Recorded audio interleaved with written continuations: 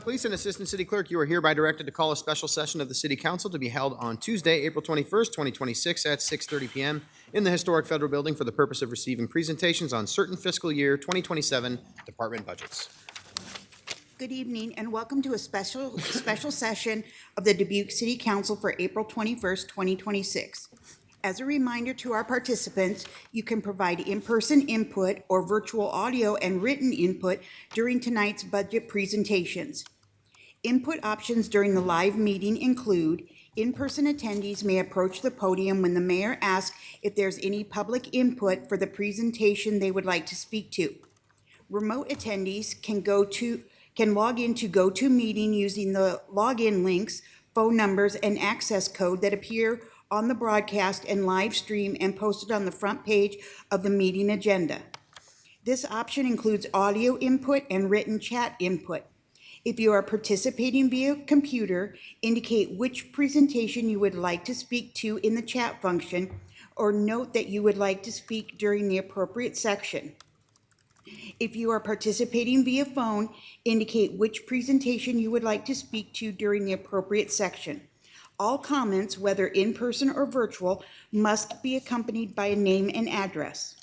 Additionally, written public input is accepted by contacting the City Council directly from the city's webpage at www.cityofdubuque.org/council-contacts and through the City Clerk's office email at ctyclerk@cityofdubuque.org.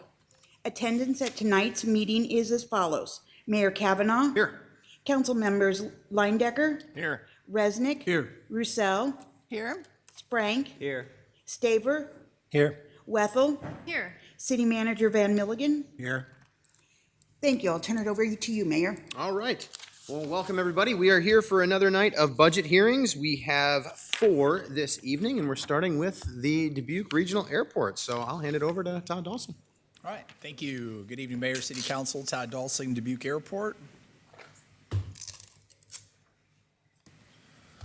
I'm going to leave our mission statement up while I introduce our Dubuque Airport commissioners. From left to right, we have Mary Ann Kurtz-Weber, she's our chair. Bob Woodward, vice chair. Michael Phillips, past chair. And RJ Blocker, and newly appointed this year is Ron Vaughn. Hey, Todd, pull that mic just a little bit closer to your mouth there. Yep. How's that? Test? Yeah. Better? Okay. Thank you. You bet. Airport Commission goals: support commercial air service, expand general aviation services, increase visibility and awareness of airport services, maintain existing facilities, expand facilities to attract new business and increase service levels, increase and diversify revenue streams. The Dubuque Airport organization chart, we have 4 divisions that provide service to our customers and keep the airport operating safe and secure 24/7, 365. In 2026, Dubuque eliminated a part-time seasonal, part-time custodial, and combined 2 part-time administrative support professionals into 1 full-time. Go over our budget summary. FY27 requested operating budget summary is with the resources, expense, and annual debt service equal the net FY27 net property tax support and annual average homeowners property tax costs. Talk about our airfield projects. I'd just like to remind everybody, the Dubuque Airport Commission and staff continue to follow our master plan approved and adopted by the City Council and Airport Commission in 2021. Master plan is a 541-page document to assist guiding the airport over 10 to 15-year period, and a complete copy of the plan is available on our website at flydbq.com. Capital improvement projects in progress include construct taxiway Alpha, reconstruct general aviation apron, and airfield surface markings. Reconstruct Taxiway Alpha is a multi-year, multi-phase project funded 90% federally and 10% local. Project replaces failing or failed pavement, implement FAA required geometry, and improve the flow of taxiing aircraft. Taxiway Alpha allows general aviation, including based, transients, University of Dubuque, and airport event participants access to the primary runways. General aviation aircraft operations equal 99% of total operations at Dubuque. Phase 1 and 2 in the slide that are green and blue are already completed. Phase 3, highlighted in purple, construction began on March 30th and will run through August. And Phase 4, highlighted in orange, will be out for bid in May timeframe. Reconstruct general aviation apron Phase 2. Phase 1 is in the gray area there on your screen, and that was completed in '24. This project reconstructs portions of the general aviation apron. The apron serves as primary parking and ground handling area for general aviation aircraft. The apron is in poor condition according to the FAA 2022 Pavement Condition Survey that justified federal funding. And that construction is scheduled to begin in August. And left of your screen, you can see the different funding sources. There's FAA, there is some DOT state AIP funds in that, as well as the local match for the total project.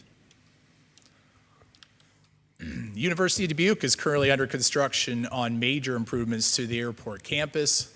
Airport and UD staff continue to work together to accomplish our master plan goals. This expansion takes into consideration the planned growth and expected trends over the next 15 years. Site improvements include, number 1 on your screen is a planned 17,000 square foot addition to the Babcock Flight Center to include classrooms, additional flight instructor debriefing rooms, workstations, office spaces, and new simulators. Number 2 is a parking lot expansion growing from approximately 50 to 275 automobile parking stalls. Number 3, the aircraft apron will increase by approximately almost 60,000 square feet. And number 4 is a 43,000 square foot hangar, which is just adjacent to the Babcock Flight Center. Construction continues this summer and with the proposed fall completion. And these are a little bit dated, but you can see the hangar there on the left. The doors are now already installed and much of the interior is done. And then, of course, the Babcock Flight addition is the green portion. And a lot of that is already starting to get covered in.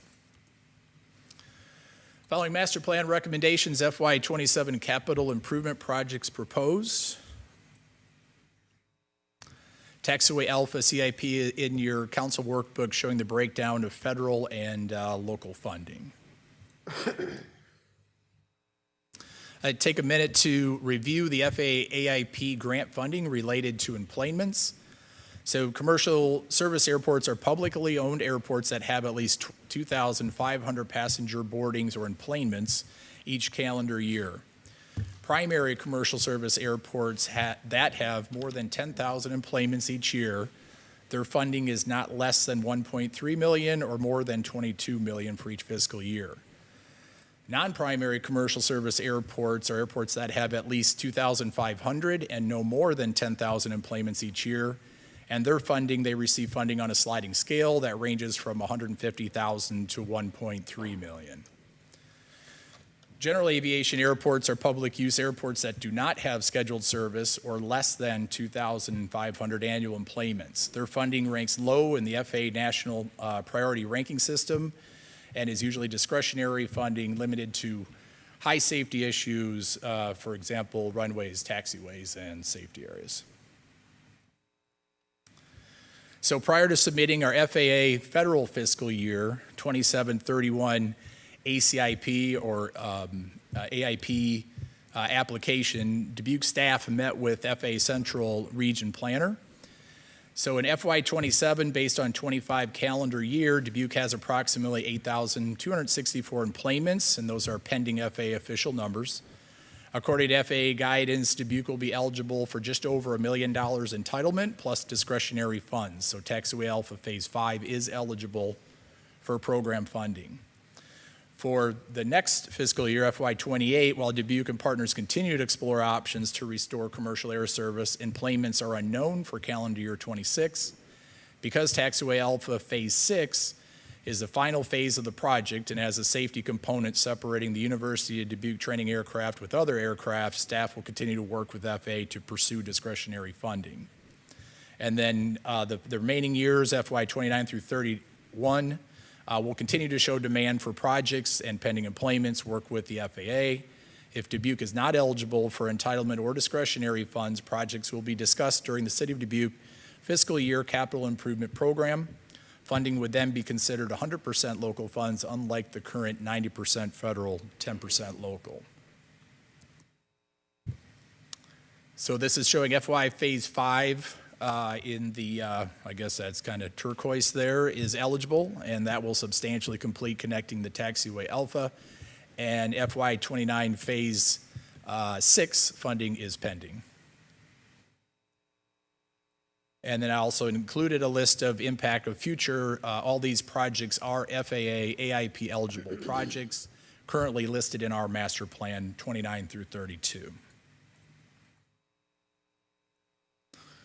Last year, FY 26 improvement requests recommended by City Manager.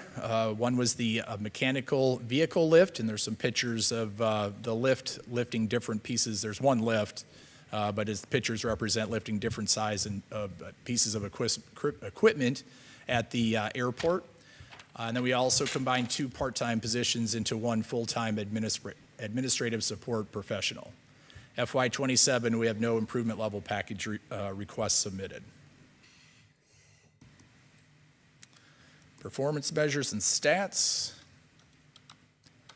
Fuel gallons sold over the past 5 years. In 2025, Dubuque sold just over 723,000 gallons of aviation fuel. Denver Air made up about 50,000 gallons of that and has been adjusted for 27. The graph shows Jet A in blue and 100 low lead in red. The 2023-24 spike reflects the Avelo, when we had Avelo service, the increase in jet fuel. Dubuque has 97 based aircraft in a variety of hangars. There's 11 jets, 83 piston, and 3 helicopters or rotors. Number of type of aircraft provided in the graph. Examples are included in the slide. As of March 26, the UD fleet includes 40 of those 97 aircraft, which includes two of the helicopters, 3 multi-engine, and 35 single-engine. Dubuque aircraft operations. An operation is defined as a takeoff or landing of aircraft. Numbers are calculated on calendar year and include all aircraft. Dubuque, again, is the second busiest airport in Iowa with over 72,000 aircraft operations. 2023 through 25 aircraft operations are lower than previous years due to taxiway Alpha construction and summer runway closure. We have 2 runways. One or the other was impacted during the last few years of construction, and those training aircraft utilize surrounding airports for practice takeoff and landings that would have been logged at Dubuque. I always like to throw Chicago here and there as well. That's ORD. Staff continues to work with our tenants to promote high-quality airport services. Blue Skies over Dubuque provides aircraft maintenance to local and transient aircraft customers. University of Dubuque, almost 500 students in 2026, with continued growth in 27. EAA, or Experimental Aircraft Association, has over 100 members, and they partnership with the airport to help build general aviation awareness and education. Civil Air Patrol mission is supporting America's communities with emergency response and youth development. And Key City Flyers Club, they have over 70 members, lease 3 aircraft for recreational and training, and all above organizations volunteer during the variety of airport events that are held throughout the year.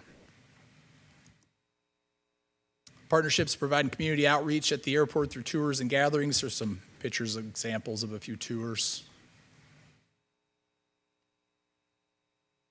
Commercial air and ground service update. Dubuque Air was formed and continues to meet with ongoing mission to restore, maintain, and increase commercial air service. Board members include City of Dubuque Mayor Kavanaugh, Dubuque County Supervisor Harley Potoff, Dubuque Racing Association Anthony Williams, Chamber of Commerce Molly Grover, Travel Dubuque Keith Ray, Greater Dubuque Development Jason White, Airport Commissioner Mary Ann Kurtz-Weber, myself, as well as support staff. Dubuque Air continues to work with our air service consultant, air carriers, as well as our state and federal representatives. Dubuque employments, and as a reminder, FAA reports employments in a calendar year, so this isn't fiscal year, but calendar year 21 through 24 are actual, and 25 estimated include Denver Air and Sun Country pending FAA release of data.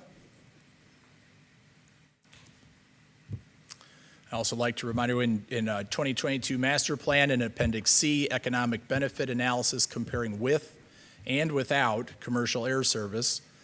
Dubuque has 596 employment, 26 million in salaries, and 64 million output without commercial air service. But of course, there's an economic impact benefit to the tri-states with daily commercial air service. And these figures have not been adjusted to inflation. They're direct from the master plan appendix. Anamon Concierge Ground Transportation began scheduled operations March 1st, providing curb-to-curb ground transportation between Dubuque and Cedar Rapids. Passengers can get dropped off or park for free at Dubuque and get dropped off at Cedar Rapids front entrance, as well as return from Cedar Rapids to Dubuque. Daily scheduled service lines up with Cedar Rapids flight banks for daily departures and arrivals. First month of operations, Anamon provided 64 trips, transporting 71 passengers. Reservations and additional information, again, can be found on our website. And I got to say, my daughter just used this yesterday coming home from a trip, and plane arrived at 2 o'clock. The scheduled time for pickup was 2:30, and they got her back safe and sound, and she enjoyed it. Airfield development. Working with airfield engineers Foth, Dubuque finalized a development site analysis working document to provide property characteristics for prospective developers. Airport land lease provides developers opportunities while making a rate of return on their investment. The analysis provides 3 primary development locations. Development Area 1, or Airport West, includes aeronautical access to airfield ranging from small private aircraft to large corporate hangars, maintenance facility, or cargo. Development Area 2, or Airport Northwest, complements existing tenants with light to medium industrial use. And finally, Development Area 3, or Airport South, includes light to heavy industrial and/or options for recreational space. Development site analysis, again, and additional information is also available on our website. Another aeronautical opportunity includes advanced air mobility for operating electric vertical takeoff and landing aircraft, or eVTOL, as they're called. 2024-25 FAA approved new rule for pilot training and airport design guidance. Dubuque, working with DOT Office of Aviation, currently in planning stages for recharging locations for regional use as well as cross-country operations. Staff has verified 3-phase power for charging station connectivity. Next steps include an evaluation feasibility of airport development based on FAA approach and departure surfaces, select proposed and alternative locations on the airfield, and update the airport layout plan to be eligible for future funding. Dubuque geographical location between larger MSAs in Iowa and surrounding states, as well as centrally located in the United States, makes Dubuque a logical location for development. Go over our airfield events. July 3rd Air Show and Fireworks on the left, and the North American Trainers Association, or NATA as we call them, Formation Flight Clinic is on the right.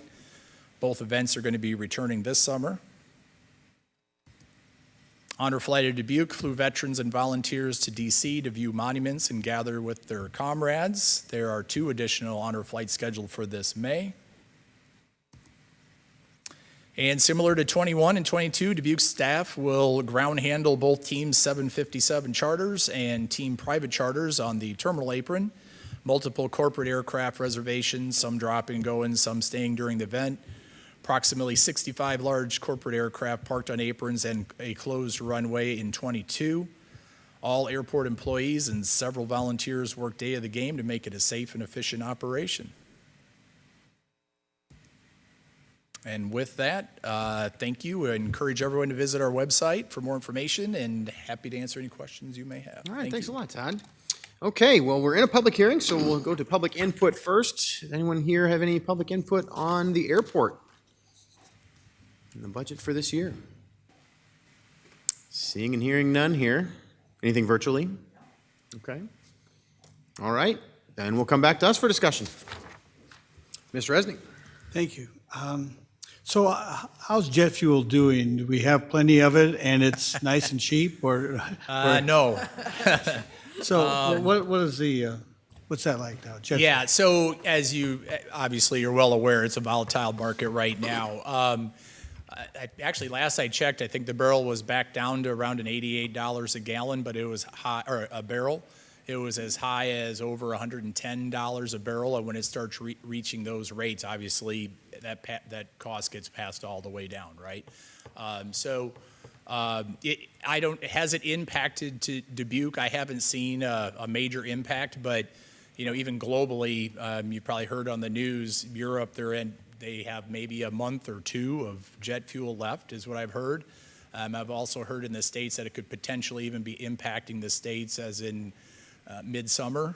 But yeah, you are correct. So as the price of the barrel goes up of jet fuel, that price gets passed down to consumers. Okay, so it's immediate, right? So you watch the morning of, and then you keep careful track of that and just pass it on. Yeah, so we actually do it by load. So there are some airports that they just watch the market and adjust accordingly.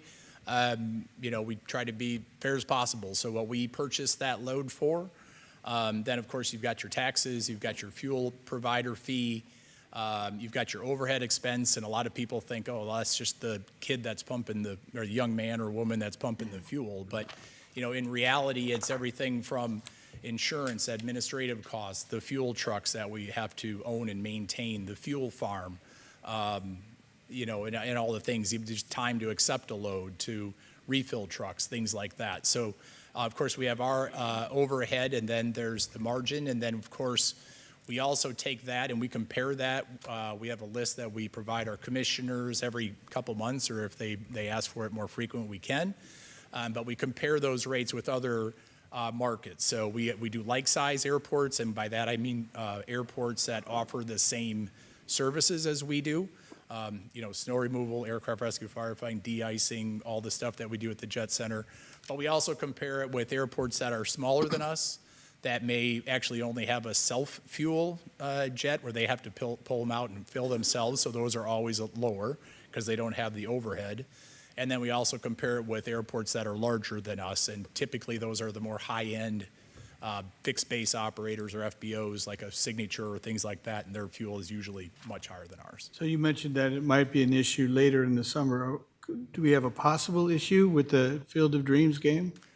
Right now, we've not heard any issues with providing fuel through the summer, but And so fuel we have is plenty our of, fuel. we have plenty of tank storage for all those planes? Oh, yeah. We did it in 21, 22. Trust me, 21, I was nervous. I'm not going to lie, because we didn't know what to expect, really. So, but yeah, we've got a kind of an order put in with them right now, and we'll have our trucks full, plus our tanks full, plus we'll have delivery trucks standing by, because I guess I'd have to go back and look at the numbers, but I want to say we sold about 50,000 gallons during that event alone. Even without the daily flights, looks like you're very busy out at the airport. Oh, yeah. A lot of construction. I invite anyone to just take a drive out and drive along the entrance, or the airport, the FBO, the General Aviation Road. You can clearly see all the taxiway Alpha construction from our road, as well as the University of Dubuque construction. And then, of course, we've got the EAA observation area, which is on the Aviation Drive, just on the other side, that you can oversee the whole airport. I have 4 students that I teach music lessons at UD, and 3 of them are, they're majoring in your airline activity, get a degree. It's really a hot degree right now, and bringing in a lot of students to Dubuque, which is exciting. Thank you, Mr. Mayor. Yeah. Anybody else? Mr. Leindecker? Yeah, thanks, Mr. Mayor. Couple things here. Just curious, on page 7 of the actual budget document, not the presentation, the change from general to corporate hangar space, what caused that reclassification? General to corporate. Is there a number on that? C. C? It was, well, I guess B and C. I remember, so, and I guess Laura, she was also, and Jennifer were also working on that with us. So what we were trying to do is kind of clean it up a little bit. Everything was lumped together, kind of into one category. So we tried to break that up a little bit just to show the difference and make sure, correct me if I'm, is that correct? Two line items. So it went from 1 to 2 lines, right? Yeah. Yeah.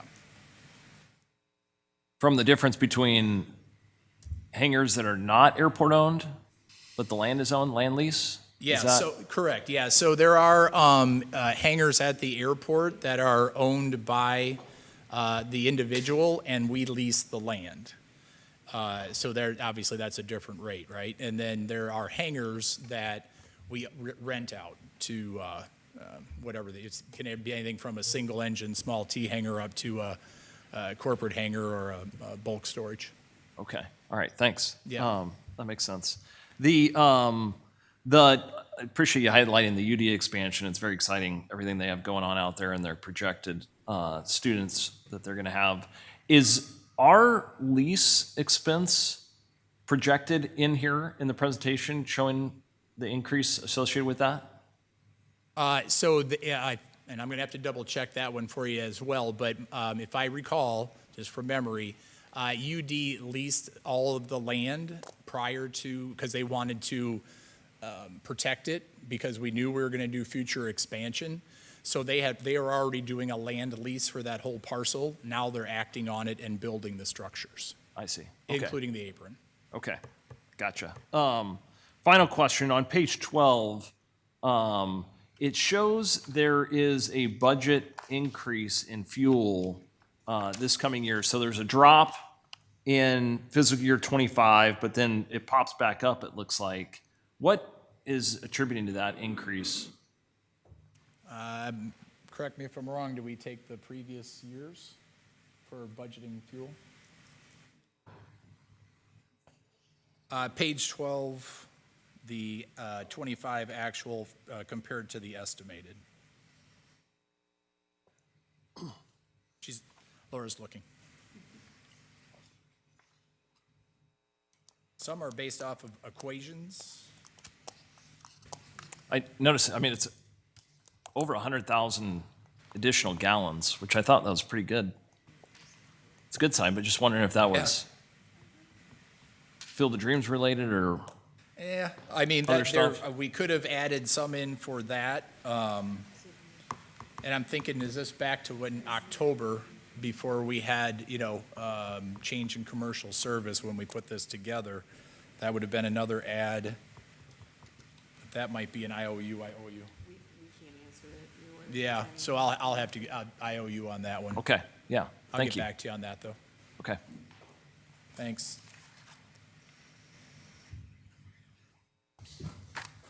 Anybody else? No other discussion, no questions? Yeah, Ms. Russo? Thanks. Could you reiterate a little bit for us how the Airport Commission differs from some of our other commissions and how their responsibility is more direct and greater than? I think that would be interesting for a reminder. Absolutely, yeah. So the Airport Commission and the Library Board are similar. They are appointed by the mayor and city council. And then after that appointment, essentially, they monitor and run the budget that's been approved through this process by the city council. Does that? So they have a lot of authorizations to do those things. Yes. And that was one of the things that I think we kind of reviewed when we discussed the changes from the commercial air service, is that we made a few changes on how the council is a little more involved in perhaps than they were in the past. Okay, thanks.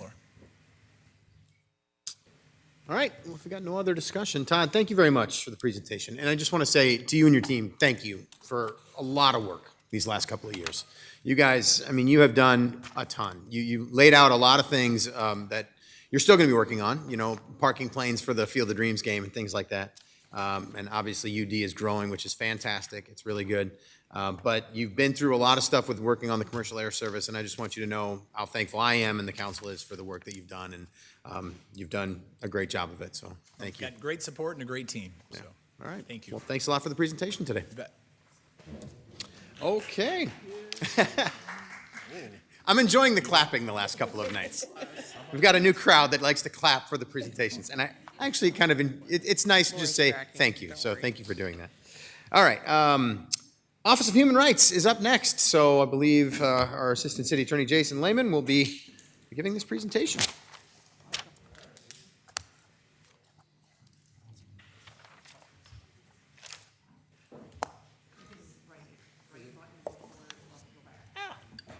Perfect.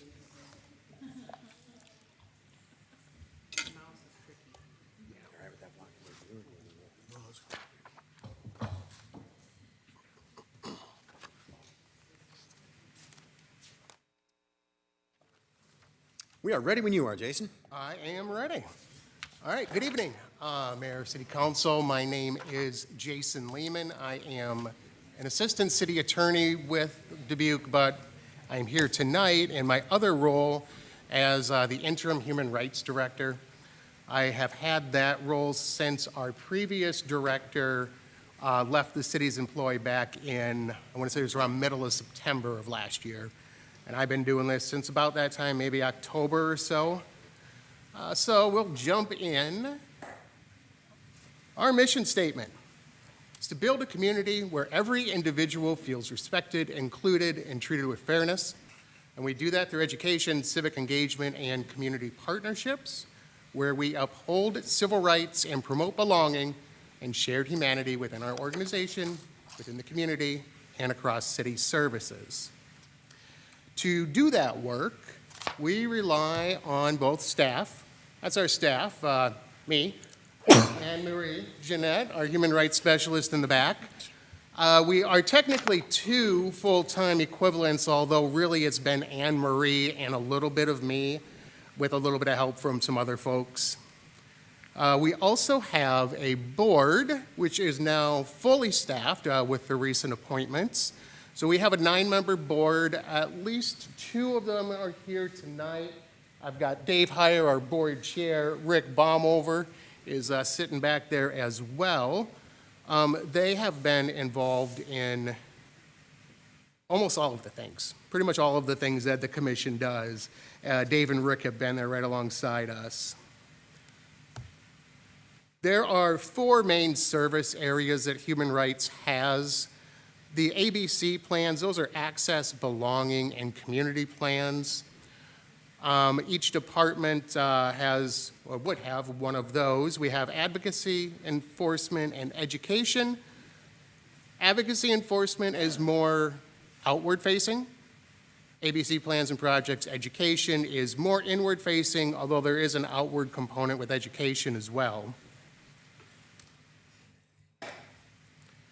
Starting with this past year, here are a few things that have been done internally. This is all Anne Marie.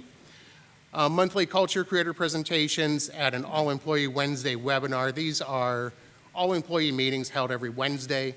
Anne Marie does a culture presentation once a month. Belonging in the workplace training she does for all of our new employees. Leadership training, DISC assessment. I used to know what DISC stands for. I think it's dominance. Nope, I'm not even going to try. Also the Skill Builder series. Point being, the DISC assessment is like a personality assessment to help folks figure out how they work well and what other types of folks they would work better with. Some other highlights, we have the cultural calendar that is on the Human Rights website. Also the Cultural Connection Dubuque newsletter, that goes out once a month to city staff. That is from Anne Marie as well, highlighting events in the community and holidays, other notable cultural happenings that might be going on. This is one area where we frankly need to do better. One of our goals is to be out in the community a lot more. and meeting with folks, making sure that folks know the Human Rights Department exists and what we do. Now, Anne Marie, again, she gave a civil rights presentation. Grace Point Church did some bias training for the Realtors Association. That's kind of like things to look out for as realtors, things you can't do, and things you should know when to tell someone that they might want to go seek help because something may have happened to them. Also, Anne Marie and I both did a little civil rights training class at University of Dubuque for some folks just on civil rights basics. We also, throughout the community, we have, well, I shouldn't say we, Anne Marie has been out at all of these events, often with support of at least one, if not more, of our commission members. But at those events, that's an opportunity, again, just for folks to know that the department exists and for them to meet us and maybe just start to learn a little bit about what rights are protected by the Human Rights Department. Another way we help the community is the Community Support and Empowerment Grants. This is $10,000 that the council has appropriated the past this year, last year, and I think a few years before that. This year, we gave out 4 different grant awards. Historically, we've only done 2. We thought it might be able to make a bigger impact if we could split it up, maybe a little bit smaller, maybe give it to a few more places. So those are the recipients up there for this coming fiscal year. I'm sorry, this current fiscal year. We also updated some marketing flyers. This is just we can take them to events so folks know what their rights are. It's very high level, just talks about the areas that the city protects. That's employment, education, housing, credit, public accommodations. It's all spelled out in Title 8 of our code. It talks about the complaint process, what somebody can expect if they were to file a complaint. These are just a count of folks that had called in or stopped in looking for some sort of assistance. 143 of them. Those sometimes will result in a formal complaint, but most of the time it results in a conversation that Anne Marie has with folks and then directs them to where they may be able to get other resources. Because it's probably not the vast majority of those are not things that the Human Rights Department is able to do, but we can direct them to folks who may be able to help them. These are the complaints by area. Am I on the right one? Yep. So 2026, fiscal year 26, we've had 9 complaints. I went back here to fiscal year 22 just so I could show a little historical perspective. We had 14, 23, 24, and 25. So we're down a little bit. I think the reason that we are down is not because discrimination stopped. I think it's still out there. I think we're down because folks don't know what to do. They don't know what rights are protected. They don't know where to go when those rights are violated. And frankly, they don't know that the Human Rights Department exists a lot of times. So our plan is to change that. We also have that broken down in the different areas, complaints by area. Employment has almost always been the highest. It continues to be the highest area. Also in housing and employment are the 2 big areas where we have seen the most complaints. We also break it down by basis. The basis, those are the characteristics that are protected by our ordinance. There are going to be more bases listed here than there are complaints because folks can check a couple of bases if they want. So they may have been discriminated against or claimed that they were discriminated against based on age and sexual orientation, for example. So those numbers would be a little bit higher. But what we got here is race and retaliation are the 2 bases that are leading the way. It has generally been that way for the past few years as well. You see that race is almost always one of the larger represented categories. And then retaliation has been having an uptick here the last couple of years. This is just a high-level summary. There were 2 mediations the department did that were successful last year, 11 community outreach events, 9 of those formal complaints filed that I just talked about, 4 outreach presentations, 11 internal trainings, and 15 intakes. Intakes are when someone comes in with a complaint, they think they've been discriminated against, but it doesn't go so far as them signing the formal complaint and filing it. So they may have filled everything out, and they may just need to come back in and sign it, or maybe they filled everything out and just decided that they don't want to do it anymore, and they walk away. But 9 of those 15 did turn into formal complaints. Department's goals, those are percentages on the left. I know this doesn't say a whole lot other than we need more departments to get with our ABC goals, and speaking arrangements with organizations is low. Everything else has been on target, which brings me to our 3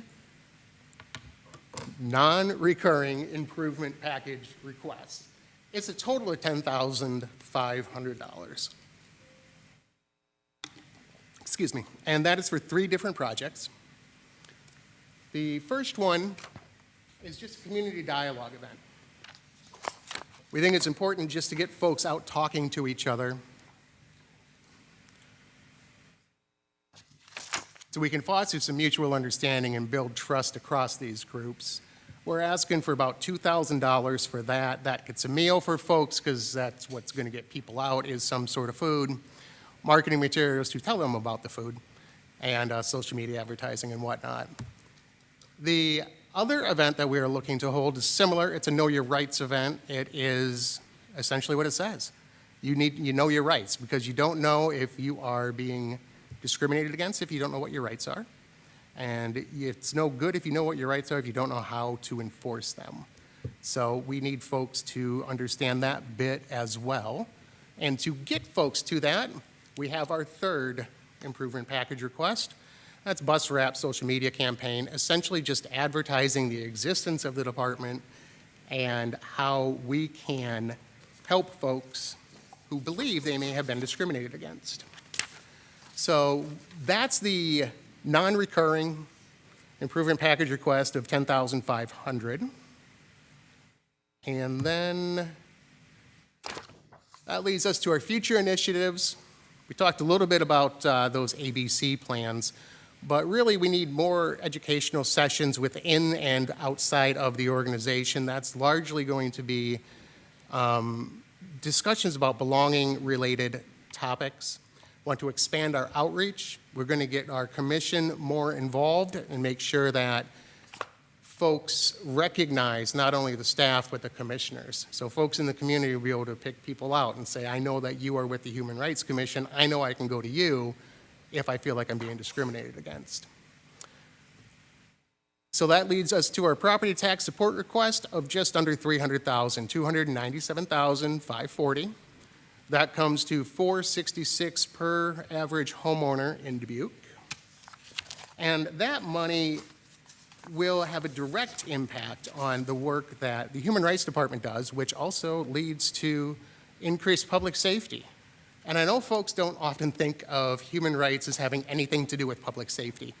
But I tell you, if your population does not trust your government, they're not going to listen to your government when there's an emergency. If there is an evacuation order and folks think, well, my government hasn't been protecting me, why should I listen to them? That's just one way that we contribute to public safety.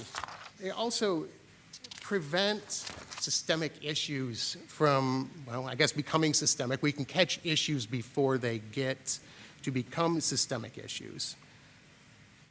And I mean, generally just encouraging compliance with the law, which is usually a good thing. And with that, Anne Marie and I thank you, and we are happy to take any questions if you have any. All right, well, thank you very much, Jason. We'll go first to any public comments. So any members of the public have anything to say about the Human Rights Department budget and presentation? Happy to hear that now. Seeing nobody here, anything virtually? Okay. All right, thank you both. All right, back to us then. Ms. Rousseau. Thanks. Well, I think this work is really important, making sure that our residents feel that they are welcome and part of our community. And as you were talking, you made mention of belonging, outreach, awareness, connections, and I'm wondering if we've ever thought about a connection between this work as a part of the community impact department. It just seemed like those words are so similar to what that work is. Perhaps that awareness can be magnified by working together. I don't know. I'd like your thoughts. We have had that thought, and they are, in fact, in the same building. So both community impact and human rights are housed out of the MFC. There is a lot of collaboration between the two, and you're right, a lot of the areas do overlap. So, and we have been talking with Antonio in Community Impact about different ways that we could work together to get the word out. And, maybe we could tag along on some of his events, vice versa, and, have a little bit of cross-pollination, if you will, that way.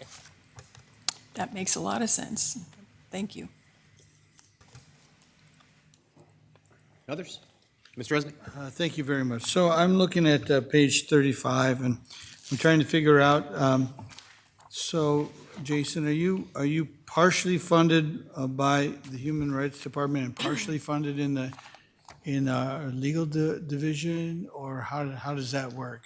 I'm looking at page 35, and it says that the Chief of Human Rights is 0.5, and the Human Rights Specialist is 0.5. So full-time equivalent, so those are other folks in the department, or how does that work?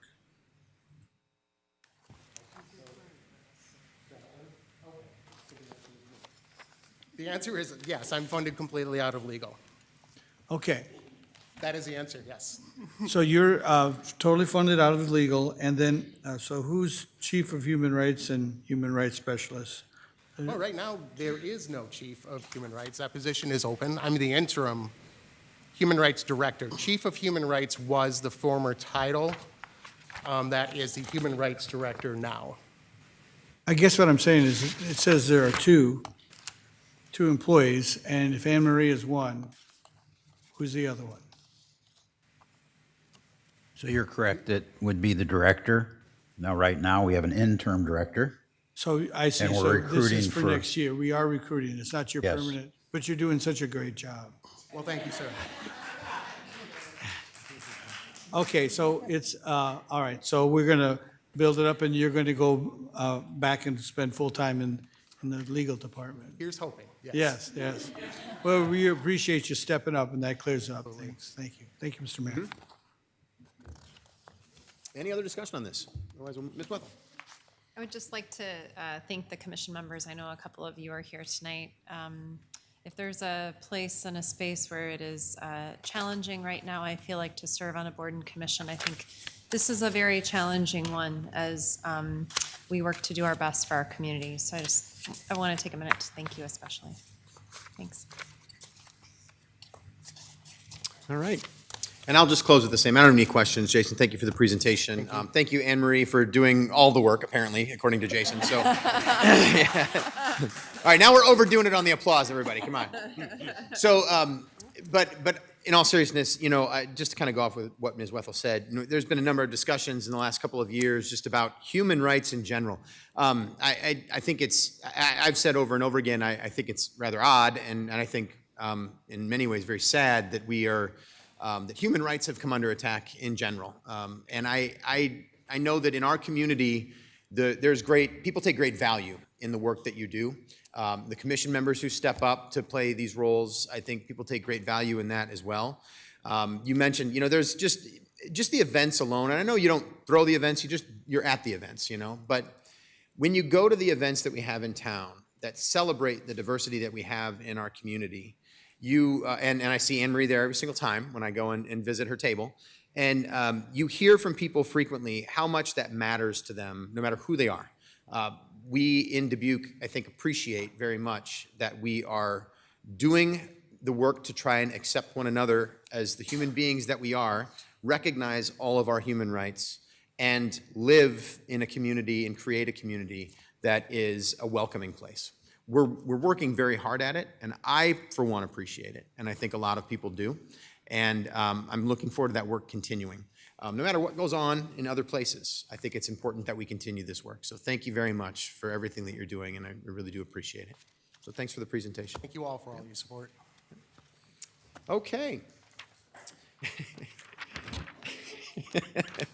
All right. Next up, we've got our third of 4 presentations. We are the Community Impact and Neighborhood Support Departments coming up next.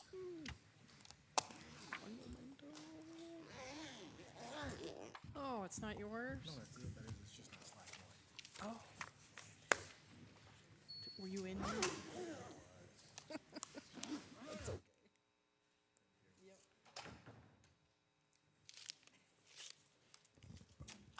Hello, hello. How's everybody doing?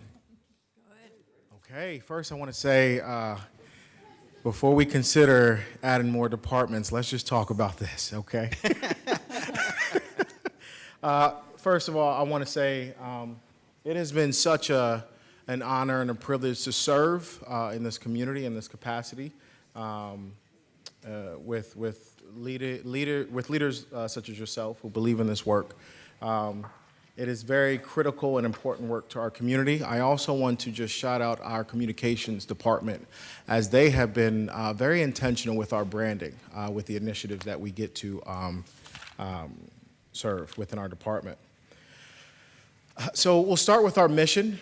Our mission is to build a thriving, connected, and empowered community by aligning systems, removing barriers, and activating residents through engagement, service, and neighborhood-based initiatives. We've gone through a lot of transitions this past year, and now with us absorbing the responsibilities of the Office of Shared Prosperity, I really feel like the stars are aligned, as things are a lot more efficient with us really focusing on the infrastructure within our community and the systems, helping systems align, while also managing the internal resources that we have. I want you to take a look at this photo. This is the world that we get to live in. This is the community that we get to continue to cultivate. When you talk about alignment, in this top left photo, this was a photo taken last year, and I told Corinne I was going to post this, especially because I love her expression here. But this was a moment last week in our facility where we had elected officials from Omaha. We had middle school students, dance teams. We had high school students during teen programming. We had college students in a trio program from the University of Dubuque. We had directors, we had department managers, and everyone was in community. This is what we get to do. So we get to create spaces within our community that really help promote this sense of belonging and dignity for all people, really help drive this idea of connection amongst people who maybe would never connect outside. We are, I think it's only fitting, the first presentation with us being on one of the last days, Director Ariel mentioned that Public Works was like the heartbeat of a body. And in that same philosophy, I did my research. I would consider us the circulatory system within the body, right? We really work to connect with all organizations within our community and all people, and again, create spaces where we are truly a community where everyone experiences a sense of belonging and dignity. Strengthen pathways to economic success and have access and power to decisions within our community. This work is driven by a bunch of phenomenal leaders within our community. We all come from very different lived experiences and backgrounds, but all of us are aligned on this ideology of people and humanity and seeing the best in people, individuals, families, and organizations within our community. And I just want to give a huge shout out to the phenomenal, passionate people who help drive this work here in this building. Thank you. Thank you all. Oh, I almost got emotional. I'm going to keep it straight, though. This is our structure. As you can see, we are a very wide team. And again, everyone shows up and is passionate about the work. This is our organizational structure here. A lot of this work is driven through this framework, especially when we talk about the system work that we do within the ecosystem of our community. And that's through this framework of upward mobility. Huge driving factors are this ideas of, when we ask the question, what cultivates a thriving community? These are the driving forces that, as we've already experienced, many of our community partners see themselves in this framework here. And so this serves as a foundational work to the work that we get to do, especially with economic mobility, dignity, belonging, and power and autonomy. Everything that we do is driven by data. We don't just do things because they feel good, although they feel good. We do things to make a difference within our community. And so with that, I'm going to call up our data analyst. He is literally like the human ChatGPT. He loves this stuff, and it's already cited, right? Great. Thanks, everyone. Thanks, City Council. Braden Daniels, data analyst with the IT department. We ran through a lot of this last night, so I'll keep it brief tonight. But our Dubuque's poverty rate, based on our 5-year estimates from the Census Bureau, is 12.7%. That puts us at the 4th lowest of the 11 largest cities in Iowa, a little bit below the median and the average of the other cities. That's not experienced equally. Not all communities are thriving. We do see that in Census Tract 5, which comprises the Washington neighborhood north of 17th Street and up through the north end, the really dark little kind of left half of a V on that map above downtown has a 34% poverty rate, and the rest of downtown east of Bluff Street in Census Tract 1 has a 25.6% poverty rate, both more than double the city's poverty rate overall. Not surprisingly, those same two census tracts also had the lowest median household incomes at $39,000 and $44,000 a year, below the city median household income of almost $66,000. I didn't talk about, again, our population that has changed throughout Dubuque in the past decade. Since 2014 through 2024, our white non-Hispanic population shrunk by about 2,000 people, but the city's population grew by about 1,000. So the rest of that, really 3,000 people worth of population growth, came from our racial minority communities. Every group up here except for American Alaskan Native has grown since 2024, and every one of the other groups, except for the Black or African American community, has grown since 2019. We did see a drop in that Black or African American community of about 400 people, 550 people between 2019 and 2024. And as that relates to poverty, we do also see the highest poverty rates among the Black and African American alone population. That dropped quite a bit in 2020, 2021, but has been ticking back up and is currently a little bit lower than it was in 2019. It is still 4 times the city's poverty rate. And we also see the Asian alone and multiracial populations that have higher poverty rates than the city overall. With that, I will pass it back to Corinne. Or Anthony. I am not Corinne. I just want to make note. This is a huge disparity in our community, and it's important that we lean into these discussions. We work to be very intentional with addressing these disparities. As Braden mentioned, our community is changing and evolving and becoming more diverse, and we need to continue to be prepared to create the right conditions so that everyone can thrive.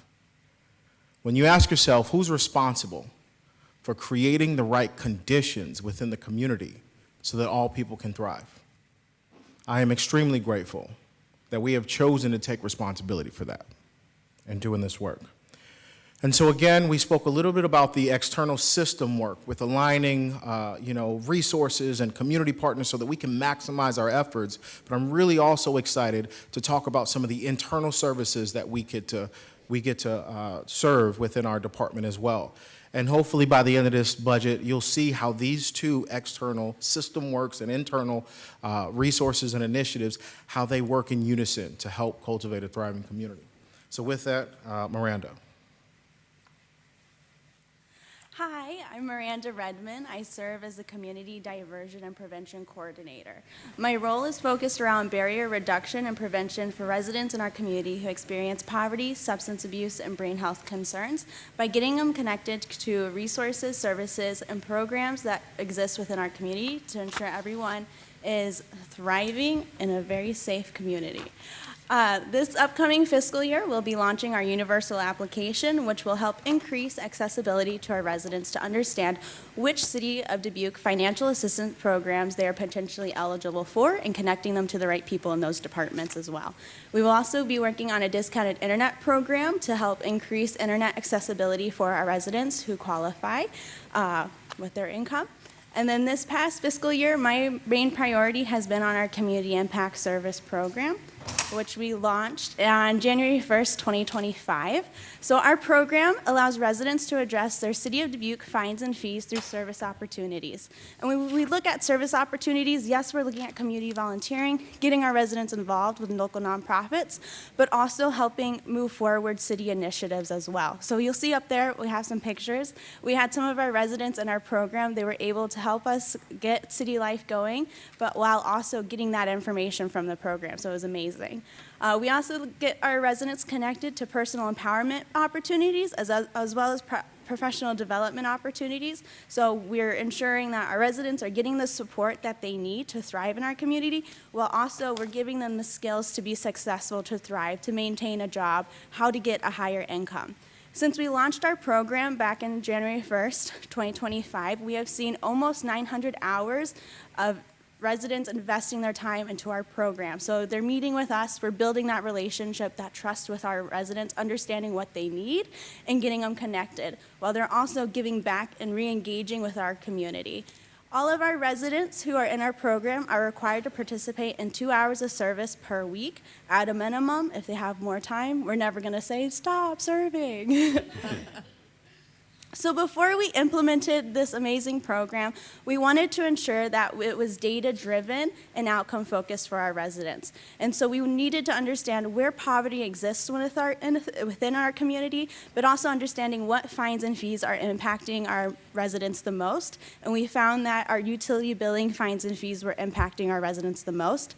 If you miss your deadline for your payment, you are at risk of getting your water disconnected. And we want to ensure our residents are not getting their water shut off. We want them to have that access to clean water. You can drink your water, you can bathe, cook, clean. It's an essential need that our residents are in need of. And so our data showed that in Census Tract 5, at the time, they were the second highest area in poverty in our community. That area has now since increased to number 1 in poverty.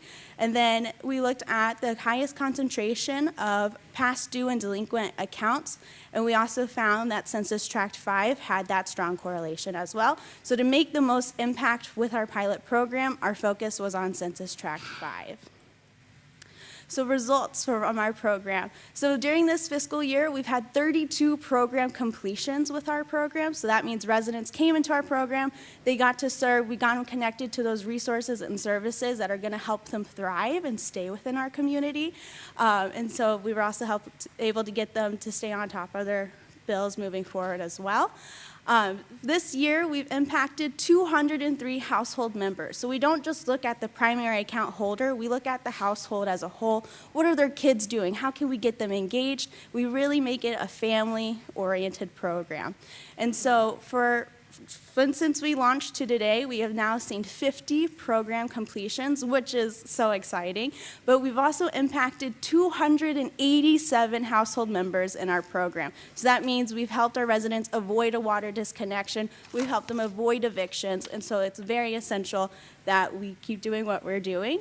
I do want to point out that 50% of our residents who do live in poverty do identify as single female head of households, and we're seeing that same data coincide with our program, with 73% of our residents do identify as single female head of households.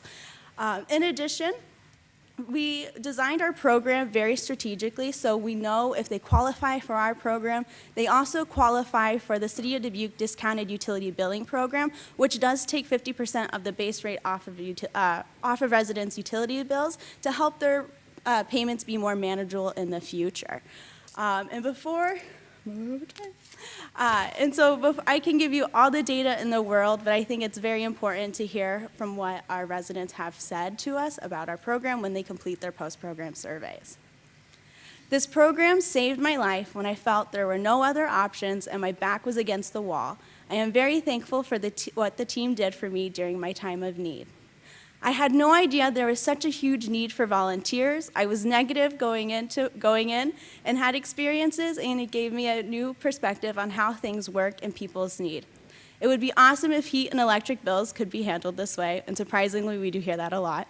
This program kept me from feeling as though I was drowning with no way out. We were able to not have our water shut off. The staff involved passed no judgment and more than willing to help. And lastly, when asked, you can attain help. So not only are we connecting our residents to resources, services, and programs, but we're also building connections and in the future so we can co-create programming with our residents. So we don't just work for our residents, we want to work with our residents. And so thank you all for your support. And with that, I give you Brittany.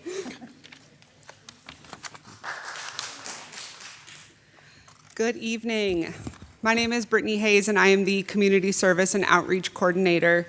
My focus is on increasing and strengthening volunteerism and community service in Dubuque. And we focus on volunteering because we believe that service is essential in a thriving community. And also, volunteering has so many benefits. It doesn't only benefit the community as a whole, but it has individual benefits as well. So there's positive impacts on physical and mental health, skill development, building relationships, and also it can provide a sense of purpose and belonging. So there's a quote that we heard recently that says, "People don't volunteer because they're asked. People volunteer because they feel like they're part of something." And so it's really important for us to help our residents find the place where they belong and find the place where they feel like they have value. One of the things that we're working on is strengthening the volunteer infrastructure in Dubuque, which basically means the structures and the systems that promote and manage volunteerism. And so one of the ways that we are strengthening the community volunteer infrastructure is by getting college students more involved in volunteering. Research shows that if college students get engaged in the community and they feel more connected to the community, they're more likely to stay after they've graduated. And so one of the things that we're doing is we're working with the University of Dubuque and their Worldview course. Worldview is a course that is required by every student in their freshman year. And so we're partnering with the instructors in that course to get students registered for volunteer DBQ accounts. And then they get involved in volunteering through the service hours in Worldview. And then ideally, they'll continue to get involved throughout their college career.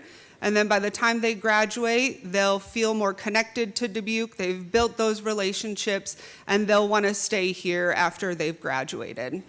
Also, Dubuque has hundreds of nonprofit organizations, and the majority of these organizations rely on volunteers to provide the services that our residents need. And so some of the things that we're able to do with community organizations is help them strengthen their volunteer process and programs through education and individual work sessions. So we're able to sit down with them and look at their volunteer program and see where they're able to strengthen that program so it works better for the organization, and then also volunteers have a good experience when they go there. And then we do partner with United Way to promote and manage the Volunteer DBQ platform. Volunteer DBQ is the central location to find volunteer opportunities in our area.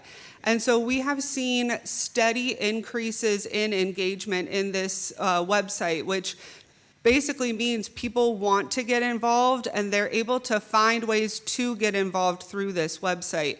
And one of the things that I wanted to point out was the volunteer hours. So volunteers can log hours throughout the year as they do their regular volunteering. And then we have 2 big service days that use volunteer DBQ to coordinate their projects. And if we look at all of those hours combined, we have over 9,000 hours of time that volunteers have invested in our community. And those hours have value. And so when we look at those hours and we convert them into a dollar amount, so far in this fiscal year, volunteers have invested over $292,000 in an economic impact in the community, and that benefits the organizations, our residents that receive services, and then the community as a whole. And just to point out, this is only hours that are logged by volunteers and only hours that are on volunteer DBQ. So volunteering is so much bigger in Dubuque. This is just what we have the data for. And then also we work on the Adopt a Spot program. Adopt a Spot is a program where community members can adopt an area of city property and they agree to clean litter in that area 1 time per month. This is a free program and we're able to provide supplies to folks that sign up. We have a brand new website and a new application process that we launched in February. And since February, when we launched, we've had 19 spots adopted, with a few spots that were adopted before the launch of this website. And then so far since February, we have had 30 bags of trash collected. And if you look at the map, these are all of the places where folks have adopted places in Dubuque so far. And this is just the beginning. We're going to continue promoting this program, and we're going to continue getting groups and families and everyone involved in helping us clean up litter and keep Dubuque the beautiful place that it is. And so I'll turn it over to Sarah.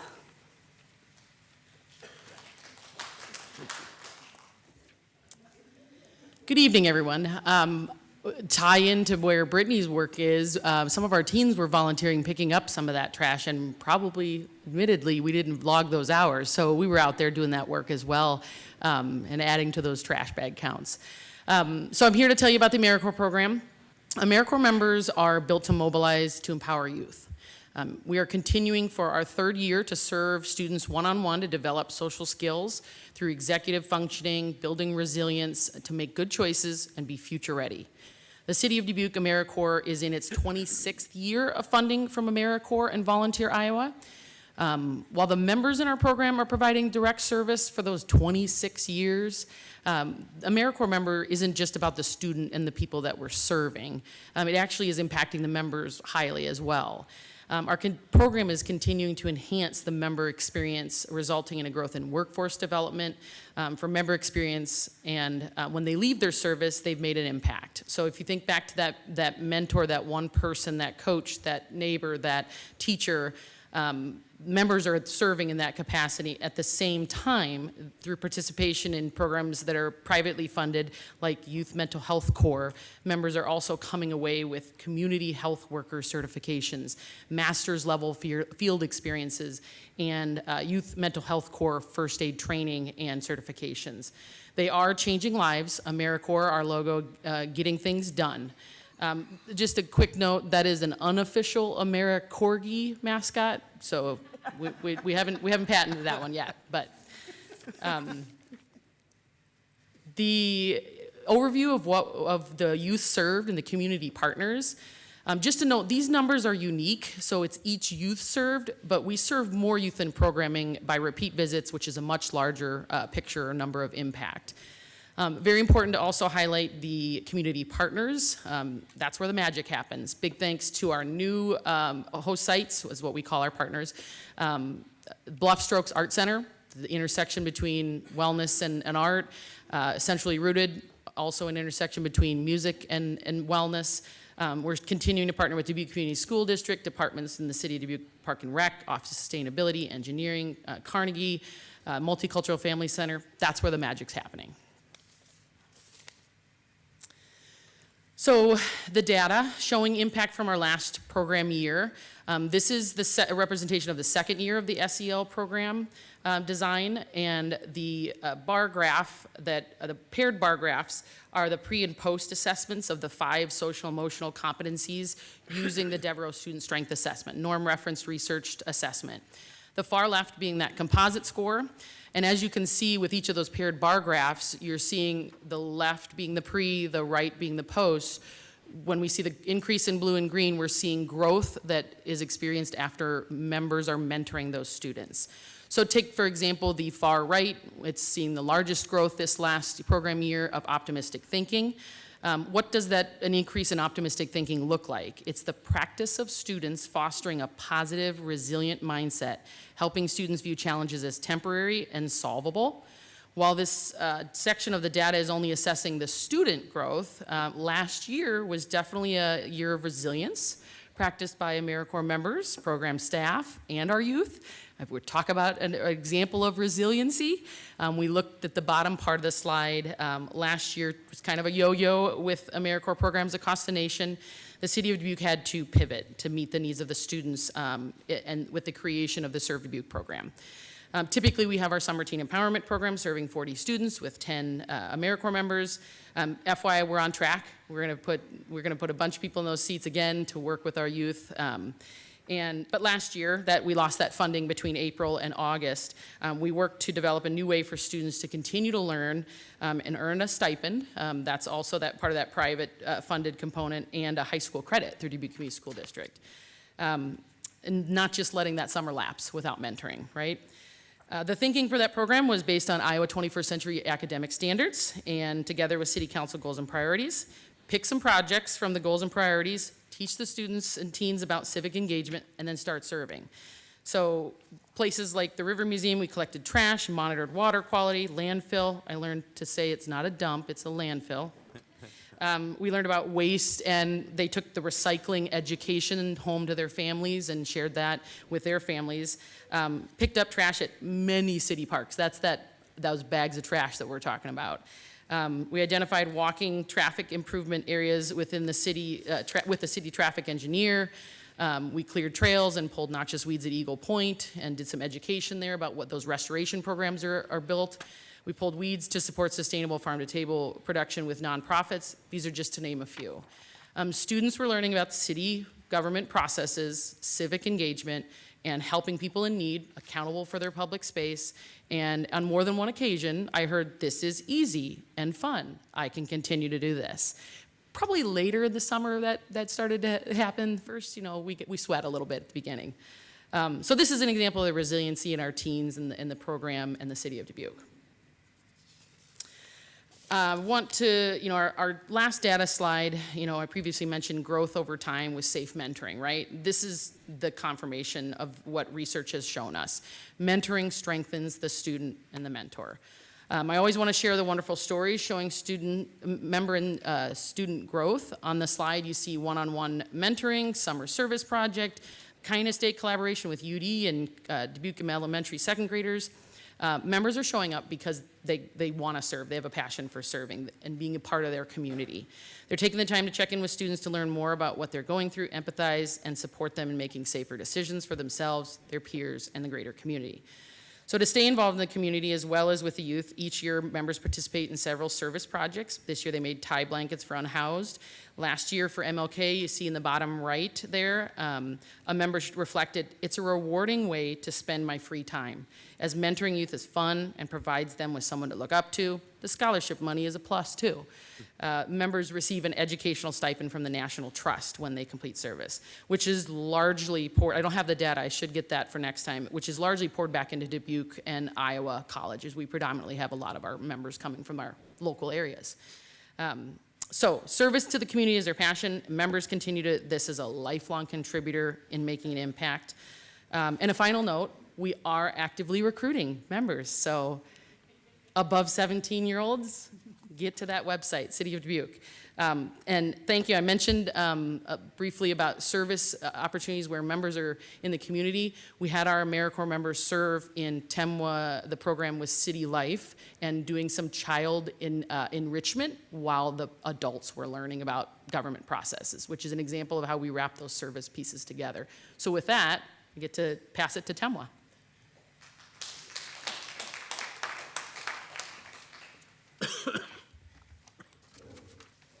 All right, good evening. How's everybody doing?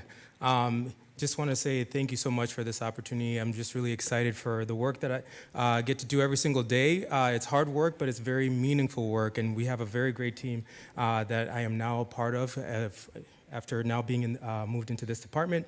And so just really excited I get to talk about the different things that we get to do. And one of those, if you look at the pictures on there at the top left, is our City Life program. I'm going to talk a little bit more about that later within the presentation, but also how we've adapted that program to our youth as well too. So I'll talk about our IJAC City Life. And then also talking at the bottom left, our neighborhood associations, who are our heartbeat of our community, if we want to put on that circulatory, as well as the new collaboration opportunities that we've been having with our university students and the classes that are at UD and Clark. Before I get into that, I just wanted to bring up this framework real quick, and I know that Corinne mentioned that in the work session the other day, but this is our guiding light in how we operate. And so what's really important when it comes to this framework, this is the International Association of Public Participation, and so this is a spectrum of engagement. And what's important about that is being able to look at our various projects and seeing what outcome do we want to have, and what engagement strategy do we end up actually taking? So is this more informing, consulting, involving, collaborating, or empowering? And so I'll also talk about how our various programs like City Life and our neighborhood associations glide between that consulting, collaborating, and empowering. So these pictures here are taken from the International Association of Public Participation Conference. So we had the honor of being able to host last week. So we had a lot of different members that are within the Midwest region that came to our community, and I gotta say, they had a great time. They could not stop talking about just how amazing Dubuque is, the different opportunities that and activities that you can do, going on the 4th Street elevator, and just being able to just check out the bluffs and all the different businesses and organizations that are around.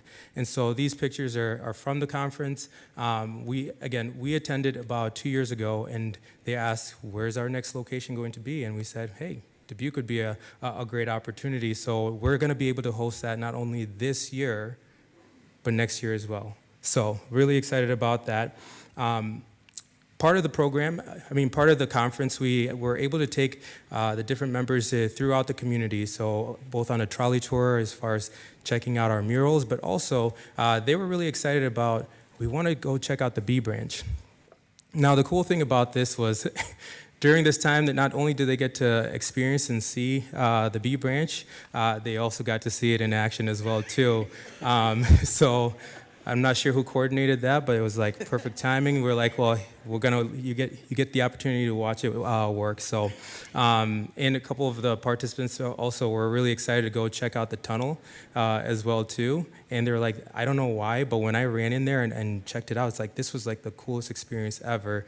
And they're really excited about all the great things that are happening within Dubuque, but more importantly, how excited they were to hear about the community engagement process that went into being able to put this project on, and how much that we invest in being able to connect with our residents in various things that we have going on.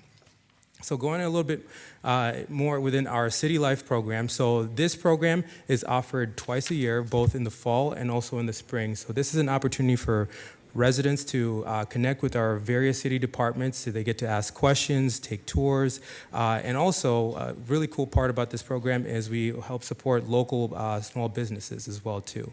And so they come out, they're able to cater, and one of the vendors, one of the businesses kind of pulled me aside and just kind of shared like, they always look forward to this program because it really does help support their business. They've had participants that have been not only from City Life, but also City Life participants that have talked about the various foods that have drove some people there to support their business. So a super awesome kind of collaborative approach in being able to support our local businesses, but also give our residents a great opportunity to experience something more. But again, City Life is an opportunity where they get to ask those questions, but also, most importantly, for how they can see they can get involved, whether boards and commissions, neighborhood associations, employment opportunities, or many other different ways that they can be that piece within that, the masterpiece on the Mississippi. So as you can see on the data-wise, it's a hot program, and the applications and the interest has gone up over the years, and so we're just really excited about being able to see that and thinking about what's the vision, what's the future of City Life on a larger scale. And then going back to the program being offered twice a year, we also do offer this with our youth, with our IJAG program. So IJAG stands for Iowa Jobs for America's Graduates. And so this is really focused on a work-based learning where students actually get a hands-on experience where they get to learn about the different positions. Most importantly, we also talk about things that they might not consider, like benefits, right? What happens when you get sick? If you have a good paying job and one who has really good benefits, you're able to support yourself. Also through this program, we're able to connect and collaborate or partner too with other organizations like the Community Foundation and the Greater Dubuque Development Corporation, to where students got an opportunity, and also City Life participants, on the data walk with Alex Baum on how important connectedness is. So City Life, again, is not only being informed on how our local government functions and works, but you also get an opportunity to actually connect with not only residents, but also our department leaders to build that social capital. And so this, again, it's been a great opportunity to being able to serve in this capacity of being able to offer this program. We had students and also adult participants going over to the Emergency Communications Center. We put them in the hot seat. We did have a call that we designed, so this wasn't like a real call, but just watching people's expressions of like, hello? Wait, you're saying there's a bear?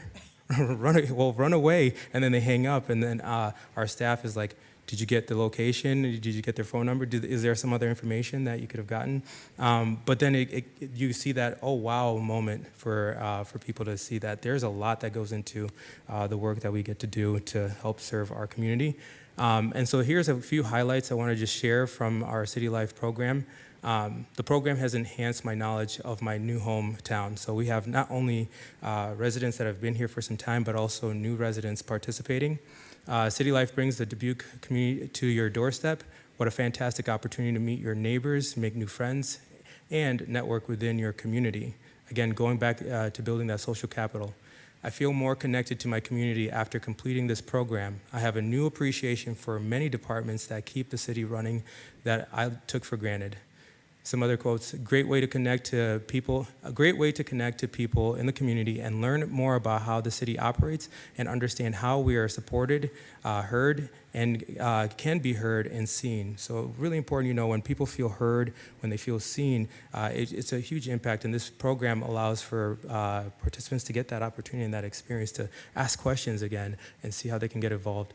The last one, I know about things I didn't even think about or knew really existed, so I'm a more informed citizen who can make Dubuque a better place by doing my part to use my knowledge, share it, advocate for the city, and guide others to similar learning experiences to be engaged in learning about the city.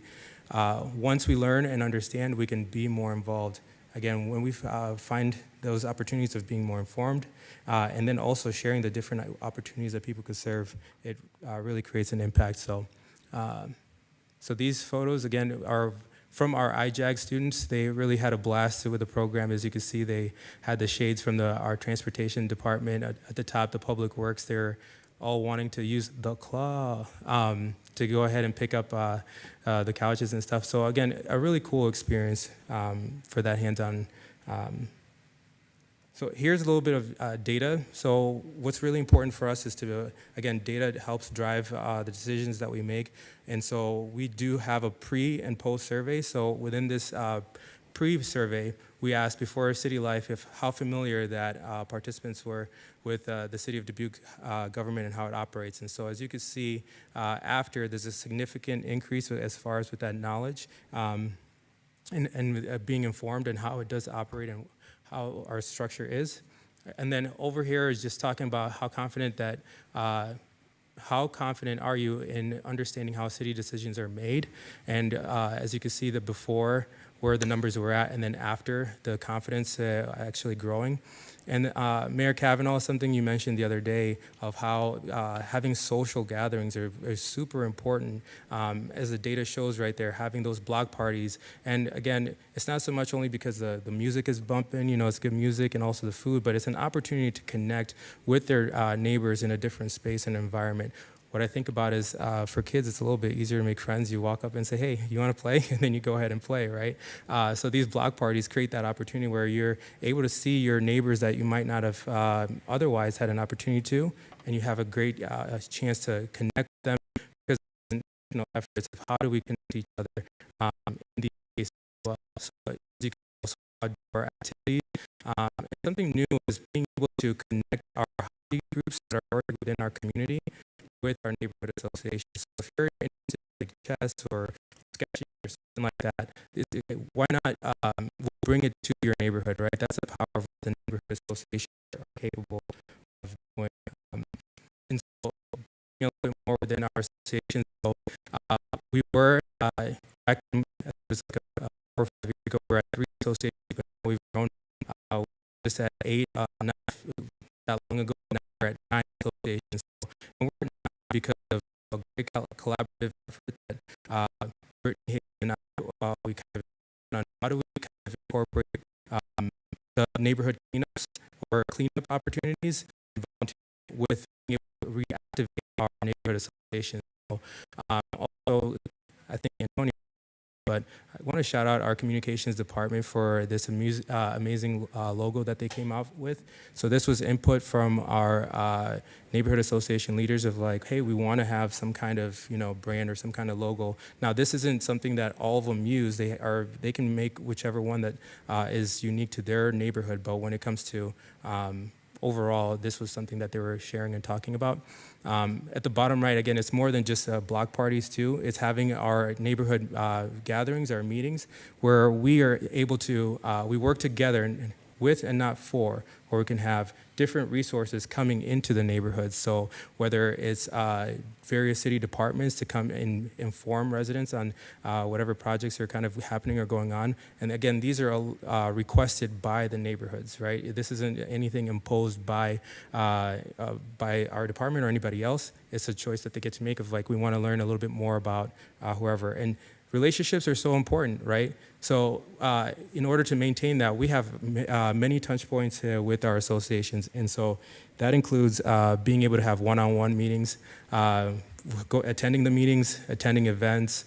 Also, we changed our quarterly meetings to workshops. And because, again, that was feedback that came from our residents. And Mike was like, well, yeah, we can definitely do that. Why? Because the focus is on the neighborhood associations. And so that's been really super exciting, again, collaborating together and how we can co-design how our different resources or opportunities of connecting our residents to what they need looks like. And so most importantly at the bottom, having fun, right? Being able to have fun throughout all this process. And you can see the smiles on everyone's face as they're connecting and seeing their neighbors and just building these memories where not only are our adults having a great time, but our kids, these are lasting memories for them where they are going to be talking about, remember when we were all going together and at the bounce house and doing all these different things? And so lastly, I just want to talk about when it comes to collaboration. So this relationship has been ongoing. So from last year, we had the University of Dubuque and Clark University go out within our neighborhoods to consult with our residents of within our neighborhood associations to collect some data on what builds community. So this year, instead of it being separate projects for each university, we combined it to where our University of Dubuque Math 230 statistics course and also Clark University social work group, they came up with some questions. They talked with each other. They figured out which grouping would kind of work, and then we did the rest of being able to set out the dates, times, and then the students went out. And you can also see there's a couple umbrellas. This was one of those Sundays where we were out like, hey, it looks great, and then no, it doesn't. But there's something powerful about pizza, where the students were just, they were like, you know what, we know pizza's coming at the end, so we're gonna go out there. But just jokes aside, when it comes to the pizza, they actually were very excited prior to this of being able to connect with our community, with the community. They wanted to get off campus. They wanted to actually get hands-on experience. They wanted to be able to implement the things that they've been learning. And so this has been an exciting opportunity. So also one of our neighborhood association leaders offered up their home, the Lacey Mansion, for us to be able to have the students there, and also kind of gave a little bit of background and history as to the neighborhood. And it was just a great opportunity. So with that, I think I see Antonio.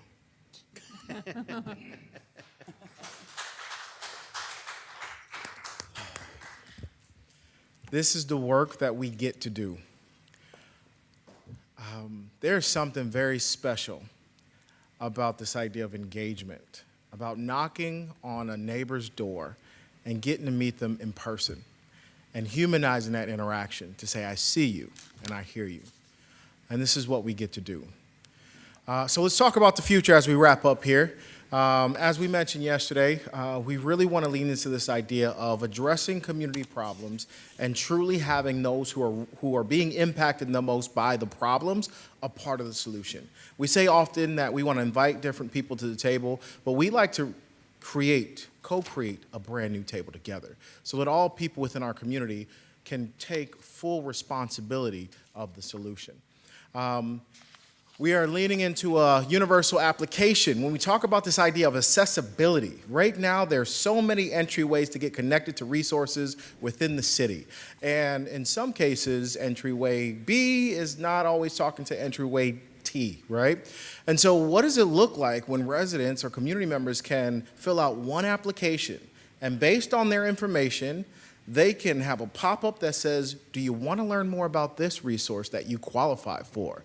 And if they say yes, it automatically notifies that department, and everyone's talking now, right? And so the resident gets access to more resources. Our departments are more proactive in reaching out to our residents, and our systems are better aligned. And so we're really, really excited about that. Our neighborhood associations, again, with this transition, we really want to reimagine what neighborhood associations look like, because within the Marshallese community, neighborhood associations may look different within the Hispanic community, right, within the Black community. And so being very intentional about seeing all people within our community and being intentional with our outcome and getting people connected, right, to continue to cultivate a vibrant, connected community. And then lastly, being very intentional with developing a robust, we're working with our HR team, developing a robust educational upskilling initiative with our AmeriCorps program, so that AmeriCorps members who come from all different levels of socioeconomic backgrounds can come in and they leave our program with more skills, more certifications to be more marketable in the workforce. And so we're really excited about that initiative as well as we address economic mobility. All this phenomenal service within our community costs the average homeowner $12.23. We have 2 improvement packages. With the expansion of our department, and I heard a potential new move, just kidding. With the expansion of our department, we need administrative support. That way we can continue to be out in the community, connecting with residents, as a lot of these things require that administrative support. And so we currently have a part-time, and so this would be making this admin full-time here. And then increase in neighborhood supports. So we've reimagined the structure of these neighborhood supports. Before they were first come, first served basis. And then we found out that we ran out of funds fairly quickly. And that didn't leave room for new associations or brand new people within our community to activate certain ideas. And so we're looking at how we can invest in maybe a quarterly system where we can evaluate the grants that come in based on community data and needs. We can make approvals from there. That way that those funds are responsibly managed throughout the fiscal year. And that is a non-reoccurring. And so we talk about our KPIs as it relates to supporting youth development, key foundational skills necessary to navigate challenges and enhance well-being and succeed academically and beyond. Again, as Sarah mentioned, we did have, a hiccup with our AmeriCorps, but I believe Sarah mentioned that we are at the highest of our recruitment this year, and that speaks to us being a resilient community. Again, going to those number of teens served, again, looking very hopeful with these KPIs. And then lastly, we will definitely readjust our targets because our community service coordinator definitely showed out this year. And so definitely exceeded all expectations as we continue to move forward. She told me the number. I said, what? We need to readjust these targets. She's like, I've been working. But it just goes to show, again, the systems that are being built within our community, the passion behind volunteerism and infrastructure within our community, and us seeing those upward trends. So I'm really excited about that as well. And so with that, I want to say again, thank you so much for your support. Thank you for believing in this work, and we are here for all questions. All right. Well, thank you very much. Antonio, Braden, Miranda, Brittany, Sarah, and Temwa for all your presentations. So we'll take some public input now on, yes, please. We also have Stephanie. She's on our team. She's here, and Corinne. Oh, yeah, excellent. Thank you. Thank you They very weren't much, here, Stephanie. but, inclusion is everything, right? All right. Well, we'll go to public input first. So do we have any public input about the Community Impact Department budget this evening? I'm Brooklyn Williams, 250 West 6th Street, apartment 501. I'm here again speaking for you guys. October 2019, I arrived on Troy's bus to Dubuque. Found out it has a slogan called Masterpiece of the Mississippi. Every time I come here, I see another facet of what that really means. Community impact reaches so many areas, so many sides. We don't want to lose that gem out of our masterpiece. With that, I'm done. Thank you, Brooklyn, for your comments. I will ask just to keep it consistent, let's not clap for public input, okay? If we could, because just to keep consistency across the board of everything. Yeah, even though you're coming, I know. So just you can silently clap and smile to yourself, please. Thank you. And thank you for the time to speak. I'm Cindy Raker. I'm with the Almost Home Open Closet, and I'm the coordinator in Dubuque. It's at 1276 White Street, not far from the courthouse. And I can't say about the tools, all the tools set up, we're not in it. A lot of the organizations are in it. We have nearly 3,000 hours. We're one of the top in the city for volunteer hours. And I can't say enough of this program. I got a list here first, but only over 9 hours for imagine 3,000,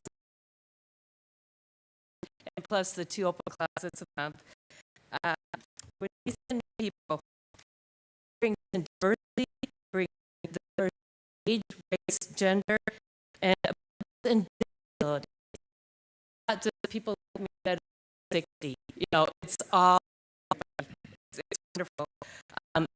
Watch volunteers embrace it, and they're just so welcoming. And the people that come in, they have a willing attitude.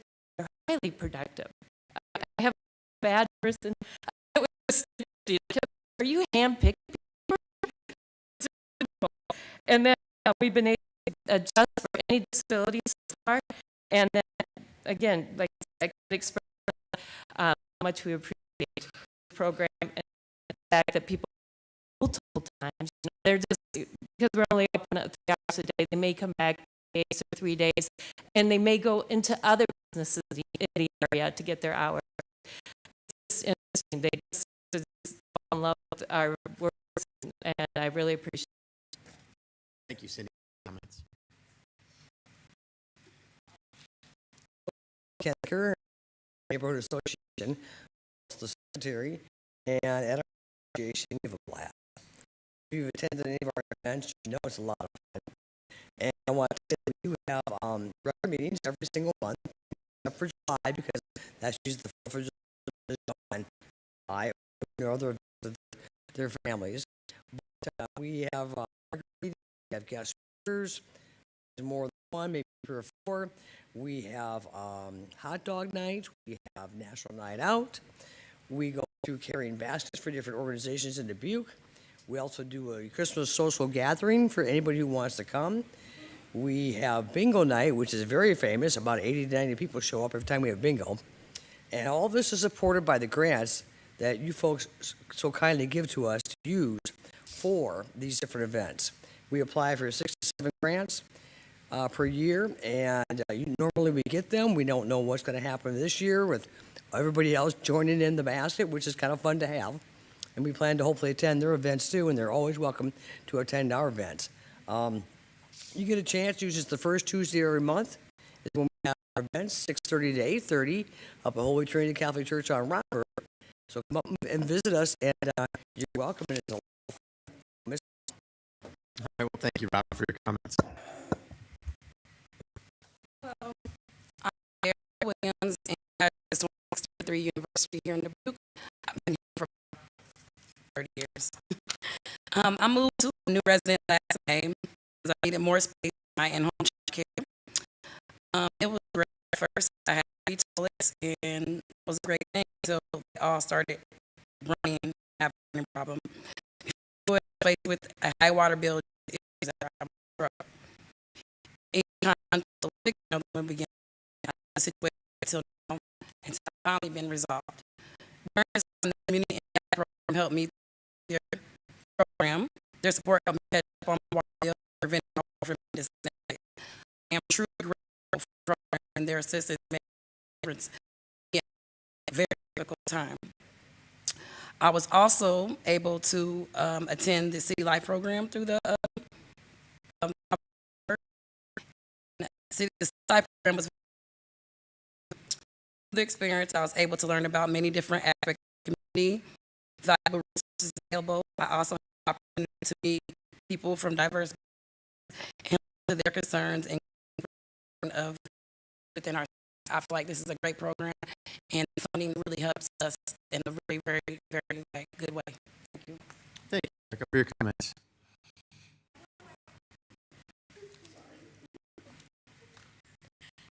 Hello, and thank you for having me.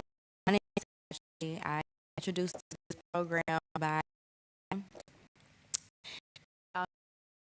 with the water bill that kind of because I got off COVID, go back to work for some time. So help me with that, and then also, which is my favorite, help me volunteering in the community.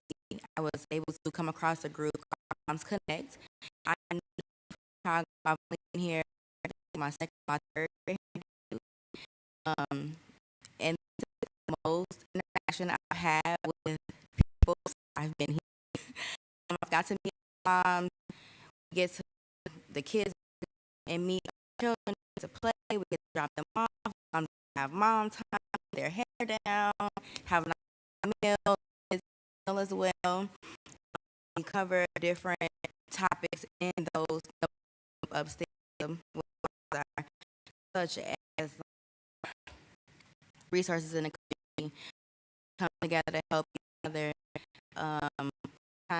kind of get topic, and we just not back, but get to know each other a little bit because new faces are coming, offer support. Let's get to know different people in the community. I don't feel so alone anymore. Actually, a part of my community. I have a few people. I'm a little bit more comfortable, and I'm way more comfortable with my kids being out in the community because we have met so many different people through this program. So please keep it around. It's very impactful. It has helped a lot, and I'm really enjoying it. Thank you. Thank you, Ashley, for your comments.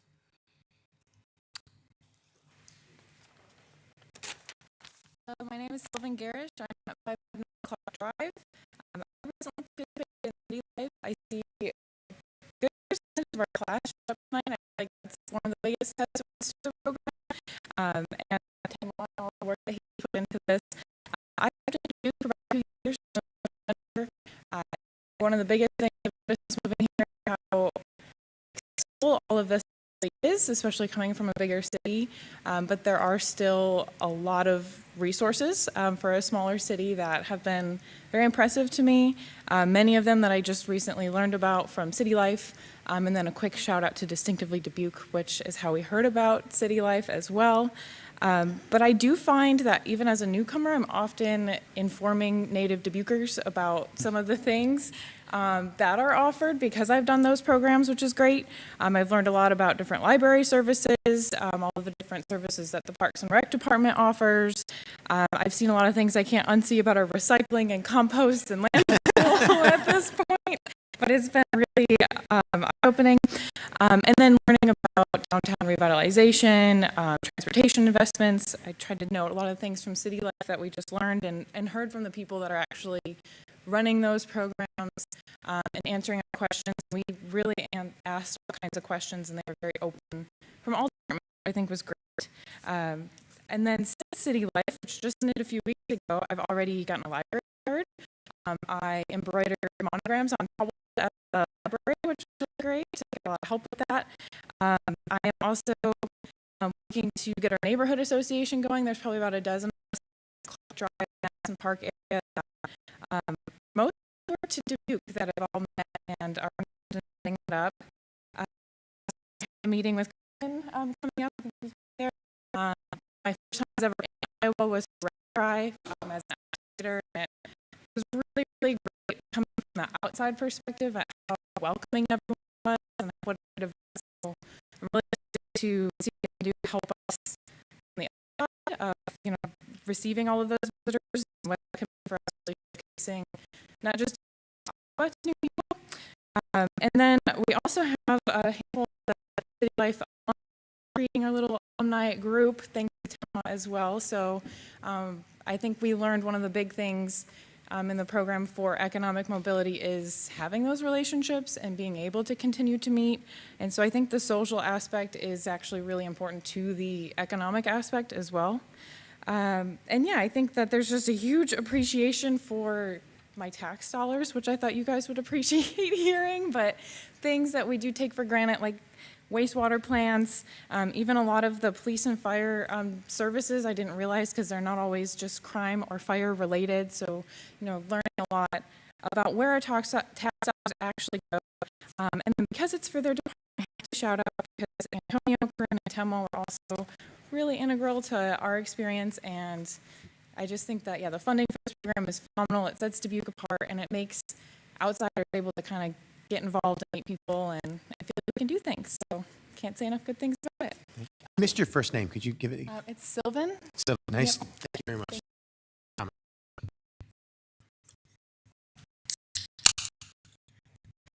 Hello, I'm Taylor, and I moved here I'm from the Norley neighborhood at 1075 West 3rd.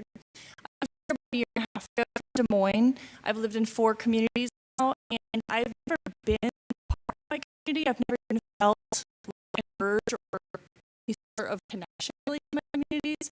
Moving here to Dubuque, I got involved in Distinctively Dubuque, which was incredible and made me super passionate about the fact that I live in Dubuque now. Like, I was already so excited.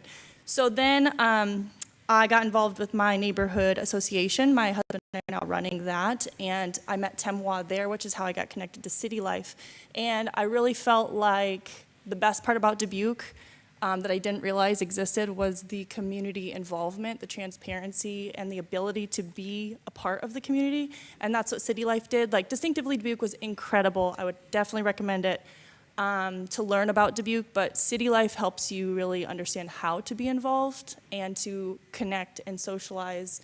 And because I made those connections, I am continuing to be involved, being in the alumni program, creating festivals and like other events in Dubuque. So I'm very involved here, and I'm hoping to continue to be more involved. And I think Temwa is a big part of that. So thank you, Temwa, and want to give you guys your flowers for making Dubuque awesome, and also to Temwa and City Life. Thanks. Thank you, Taylor, for your comments.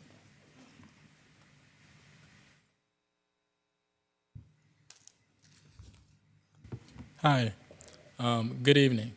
As a public health student research intern for Loras College, I was able to shadow the Dubuque County Public Health Department firsthand and witness how the county government supports its citizens in various ways. I got the opportunity to meet many people, including Mary Rose, Kathy Dolter, Stacy Killian, and representatives from the Iowa Environmental Council, and more. After this experience, it broadened my understanding of how different departments interact with each other to support its citizens.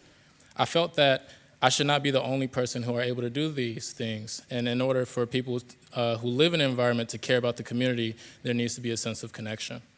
The City Life program did exactly that. This program is very beneficial to the city because it created a platform for the public to get to understand and know about how the systems work that makes this city so great. On top of that, it creates more trust and transparency. There are a lot of people who generally may not trust or think that the government or organizations around them actually care about them. This program directly addressed that piece of connection that Dubuque critically needs so that interventions that are made to help the general public are efficient and so that there's an understanding of why these interventions are happening. My name is Jeremiah Allen. I will be graduating with a degree in public health in about a week, and one of the things that I found in my research is that in order for community interventions to work, whether it's from a health aspect or from a public service aspect, that the people who live in the community have to give effort. Public health is not a systematic issue, it's a community health issue. COVID was a great example of that. This program creates a platform for people to ask questions to different organizations and departments that function around the city and overall feel connected. There are a lot of people who are curious and a lot of people who do not know where to go to ask these questions. Tim Watt did an amazing job at creating positive energy and creating a funny and really fine, positive way that got everyone in an interactive mood. Every single meeting, every single time. It was undeniable. Tim Watt's great. If this program was to grow, it would benefit the entire city because it would help people who live here have a better understanding of the organizations and department around them. Thank you. Thank you, Jeremiah, for your comments. Any others for the Community Impact Department?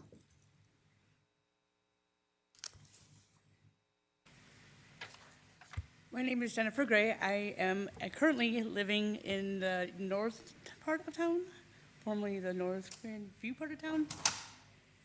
I was also part of City Life. My favorite thing was actually being where you guys are all sitting, learning. But my thing is I would like actually to maybe someday, part of City Life, shadow one of you guys through your day so we can all learn more sometime. It was actually a fun experience, otherwise. Thank you. Thank you, Jennifer, for your comments.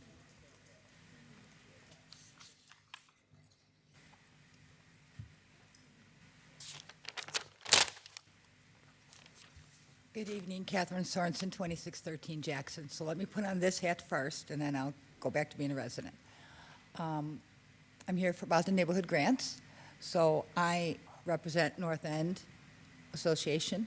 I am currently the recently elected VP. So these grants are so important.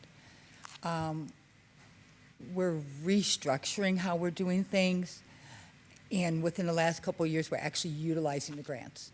So we have our April event was this past Sunday, which is our Family Fun Day. If the weather would be nicer, we would have more people. But the kids, the teenagers in the park were very happy. They were playing basketball and came in for sandwiches and chips a few times, and they chatted with us. So bingo was a success. We've done our Halloween event twice. The first year was fantastic. The second year, we would have wished for a little bit better weather. Again, we're working around weather conditions and trying to figure out how does that work for us. Nowhere near where some of your neighborhood grants are going and the neighborhood organizations, but we're getting there. We represent the North End, a very complicated, tricky neighborhood to represent because some of our neighbors don't want to be involved.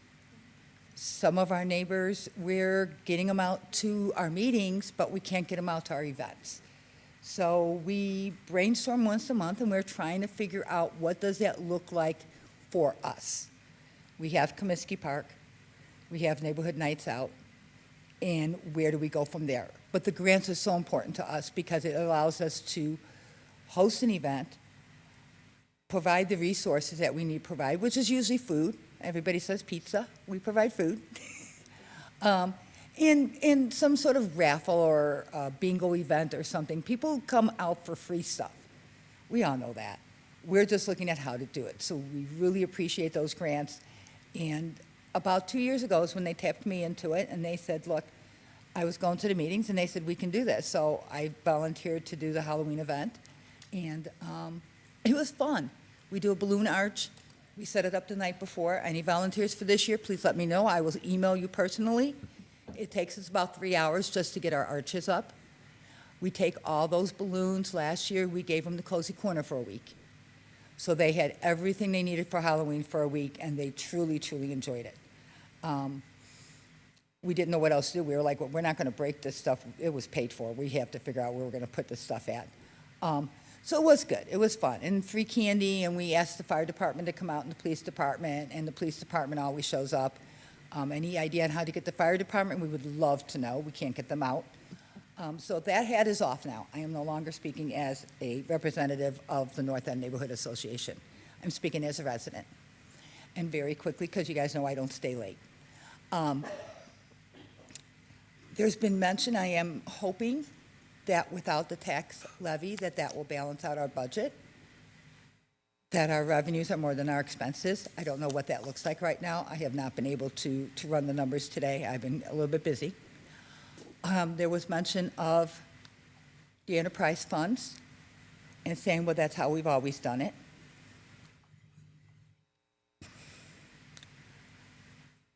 There have been communities, and I say communities, municipalities, cities, whatever word you prefer to use, that have drained those funds. They borrow from the water fund to meet fiscal responsibility. They borrow from the water fund to balance off. They borrow or use the money because, hey, we need to make it until the property taxes come in. And it has caused issues in those communities, which they took years to rectify to make sure that never happens again. I see fee increases to the taxpayers who are already paying taxes through property taxes. And those fee increases are to offset what needs to be used for non-revenue departments. My calculations, without even going to paper right now, just based off of what I've already known from this year, you're looking at over $4 million from 5 enterprise zones. That's a lot of money. And to raise those fees again and say, well, we needed to fund those departments, you're not using it to fund those departments. You're using it to fund your non-revenue departments. And that's what you need to be telling the public. Those fees are not increasing because those departments need that money to operate. Because if that was the case, then the funds would not be leaving those 5 departments to go to non-revenue departments. It would be there to make sure those funds are there for those departments to use. That's the concern. I know there's a lot, and I see the exhaustion on all your faces. It's been a long 3 weeks. And there's a lot to think about, and there's a lot to do. And I'm just looking at where my background is and where my expertise is, and my head's spinning, let alone what you guys are going through in this thought process. So with that, I can thank you guys for being here while I'm asleep, definitely doing that, and just struggling through this. It's not an easy process. I wish it was easier. I wish it was more easier to read and understand. It's very complicated. It's almost like a pyramid to try to find things and locate things. I'm not used to that. I can pull up plenty of budgets within cities, municipalities, and not have to dig the way I have to dig. So I give you guys the greatest amount of credit to doing that. But I think as taxpayers, as residents living here, we're burned out. We're tired of every single year people asking for fees for this and fees for that and more revenue for this, and counties coming after us and the state is saying this. It has to just be, let us breathe. Let us breathe. Give us a chance to not have to constantly see more fees increases and more of this and more of that. I mean, it's hard, I get it, but you do, and I will always say this. If it means taking a little, you know, if you're looking at it, hey, we need to balance off and we need to figure out $1 million, you have a reserve fund. I understand you might need that in the future, but in the future, you're going to have more money coming in anyway. So taking $1 million out of a reserve fund to help offset some things to give us a little bit more breathing room, it's not going to like break you. You're not going to go in debt for that. Your debt is your bond obligations and your TIF funds. Have a good night, everyone. Thank you, Catherine, for your comments.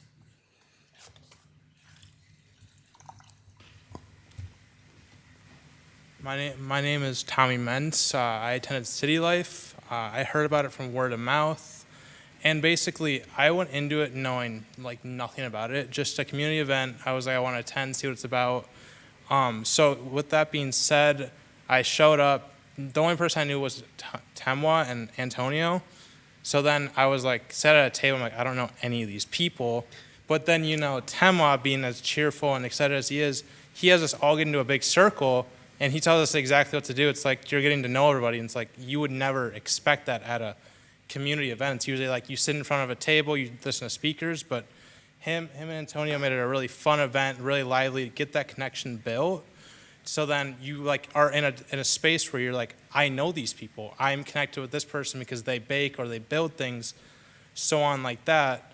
And then also, with that being said, like how many people in the group, some may already know, but a lot of them, we didn't know all the background processes people in the city did. Like we didn't know for the water plant, for the trash, all those different processes. They're big parts of the city, but we had no idea how big those are. So I just think the City Light program was great, and if it can keep growing the way it has, it'll be great. Thank you. Thank you, Tommy, for your comments. All right, anybody else in here? Not seeing any more in here. Okay, anybody virtually? All right, okay. Well, thank you, everybody, for your public input. We really appreciate hearing all that feedback. Now we'll bring it back to us for some discussion here. Any questions we might have? Don't be shy. Ms. Wethel. I think I just wanted to talk about it's on page 46, 2 of 2. It's the improvement package for the funding of the neighborhood association support grants. I understand that you gotta apply right away and the money is issued at the beginning of the fiscal year, and then what happens is we run out of money because there's not like during the first quarter we allow this much, or dividing the year in half or something and allowing the money to be split. And I just wanted some feedback on what that's like, because I've heard it from a couple of different neighborhood associations with projects that they would hope to do, and then they realize the grant, and there's only so much money. But I didn't know if a rhythm in which we gave so much out quarterly or every 6 months or something. I was curious about that. Yeah, so great question. Thank you for your question. As I mentioned before, we are looking towards a quarterly system. We noticed that funds were all encumbered within the first few months. And again, that didn't allow room for innovation, for new residents to come in. And so we've reimagined a new system going into this next fiscal year to where 4 quarters of the year, we will evaluate grant funding. And again, based on community needs, all the things, we'll make decisions based on that. It's also a balance, because the communication is important, because some neighborhoods are more established than others. And when you're talking about planning community events, it's more beneficial for people to know as soon as possible if they have the funding support available, so they can start the outreach and the engagement. And so we have began to develop a very robust quarterly system so that we can ensure that there's funds available and throughout the fiscal year. And we're communicating. We've already communicated that strategy with our neighborhood associations at our quarterly meeting, and they loved it. And so we're excited about the new fiscal year and how those funds are going to look. It's a great problem to have. It's a great problem to have. Thank you. Thank you. Did I see you go, Mr. Tabor? Yeah. You mentioned briefly about, if you could walk me through this process of when somebody comes in crisis or in need, hooking them up with, I think somebody said there's 700 different nonprofits, and, what that program looks like, or that system, fixed operation you have that accomplishes this. Definitely.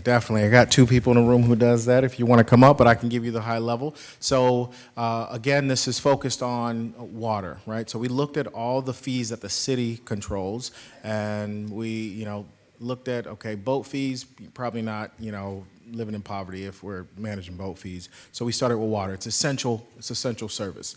And then we looked at the research, and it makes sense to prioritize this. And so what we've developed was this very holistic approach. When people come in, it's not a transactional experience, right? Our team is asking questions related to what brings you the most joy, right? When do you feel most alive in service and in work?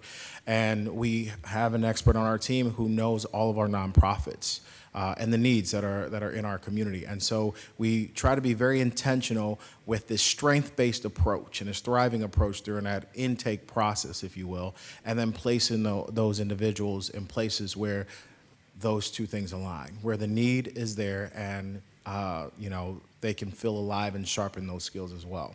And so we are in connection through the Volunteer DBQ platform with the nonprofits and the opportunities that we need to fill. And so we just align those systems. I don't know if you want to add. Okay. I got that right. Well, that's great. And also, you've mentioned several times about, being co-creators with the people you're helping. Could you give me an example of like a major breakthrough that maybe you had with somebody within the community or an organization? You just threw me alley-oop. I'll give you a good example.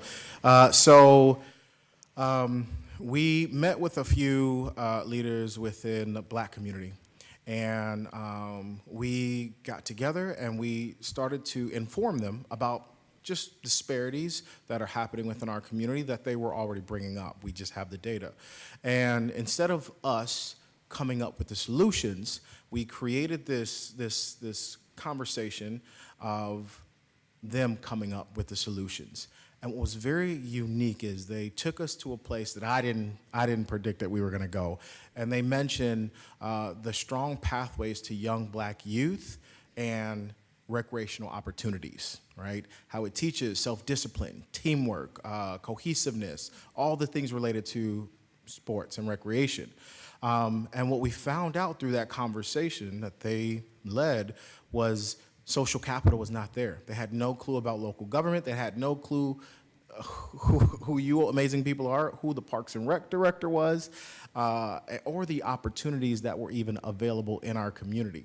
And so a huge shout out to Matt, if you're watching this. Matt came in on a Saturday, and these community members came in to the MFC. They chose the location. We were going to meet at the studio, anywhere. They chose to meet at the MFC, and they were really able to first connect and just get to know one another as human beings. And it was really cool because they were all geeking out on Parks and Rec, right? So they were in community, and they were really able to just continue that conversation to create some solutions that they took ownership of. I just give you one example where we could have said, hey, we see the disparities, here's your solutions, what do you think about them? Versus them taking full ownership about creating the solutions and being in conversation with the Parks and Rec team and being a part of the solution, the end product. That's great. I mean, it's evident by all the people that came up and said all these wonderful things. Temwa, is it? I mean, he sounds like he must be really connecting with people out there. And yeah, I hope so. Your whole team is doing some amazing work, and I really appreciate it. Thank you. Thank you. Thank you so much. Thank you. Mr. Leindecker. Yeah, thanks, Mayor. Question, and this is maybe more so me just understanding still the process on the budget. So on page 62, reversing my numbers here, 62, it appears that there's 3 new positions that are being created for community engagement coordinator, economic mobility opportunity special assistant, and program member support. but I didn't see those outlined in the improvement package summary. Is that? It's great question. So, so this is part of the consolidation of the two departments. So before, these departments were separate. The special assistant to economic mobility and the community engagement coordinator, they both were part of the economic mobility department. And through this fiscal year, we've combined to make things more efficient. And the last one you mentioned? Yeah, was the program member support.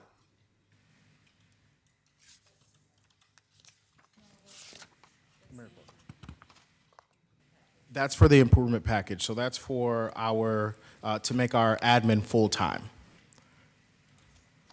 So it looks like those numbers are different. I think it was 36 versus 42, 43 versus 36. That's why I thought it was separate.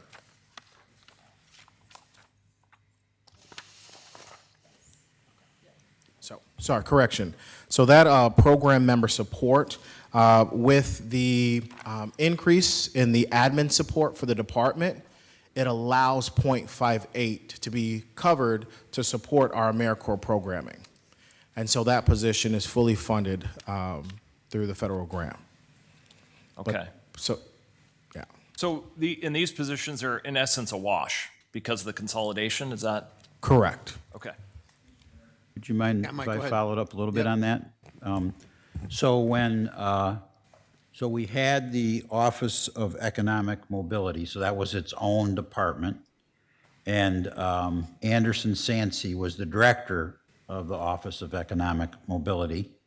And in that department, it had several employees, an administrative support professional. It had a community engagement, which is TEMWA now, but he was in that department at that time. It had Corinne in that department at that time in her grant-funded position. And it had one other position. What was? Braden. Oh, yeah, I'm sorry. So, yeah, Braden, our data analyst. And so when Anderson Sansey, the director of that department, applied for the vacant position in Director of Strategic Partnerships in the city manager's office, and then he got the job, we evaluated that position, that director's position, and we eliminated it. And when we eliminated it, we eliminated the department. However, there was still a lot of duties that had to be accomplished. So we transferred the administrative support professional position to the information technology department. And that position supports 3 different departments in administrative support.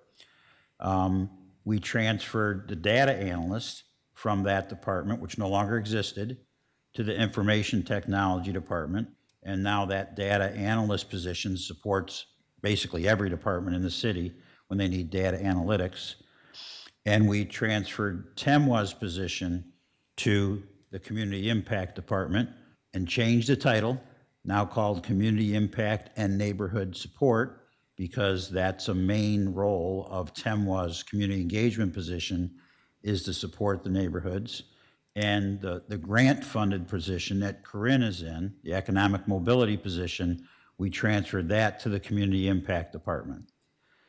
So you would see 2 new positions in the Community Impact Department and 2 new positions in the Information Technology Department, but you won't see all 5 of the positions in any department because we eliminated the director's job. So we saved, in round numbers, about $125,000 a year from the budget by eliminating a department and taking the other things which still need to be accomplished and putting them in other departments.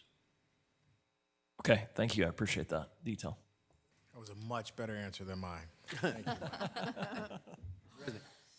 Thank you. So you mentioned that water, you really are aiming on helping with water, and there was a comment it would be awesome if heat and electric bills could be handled the same way.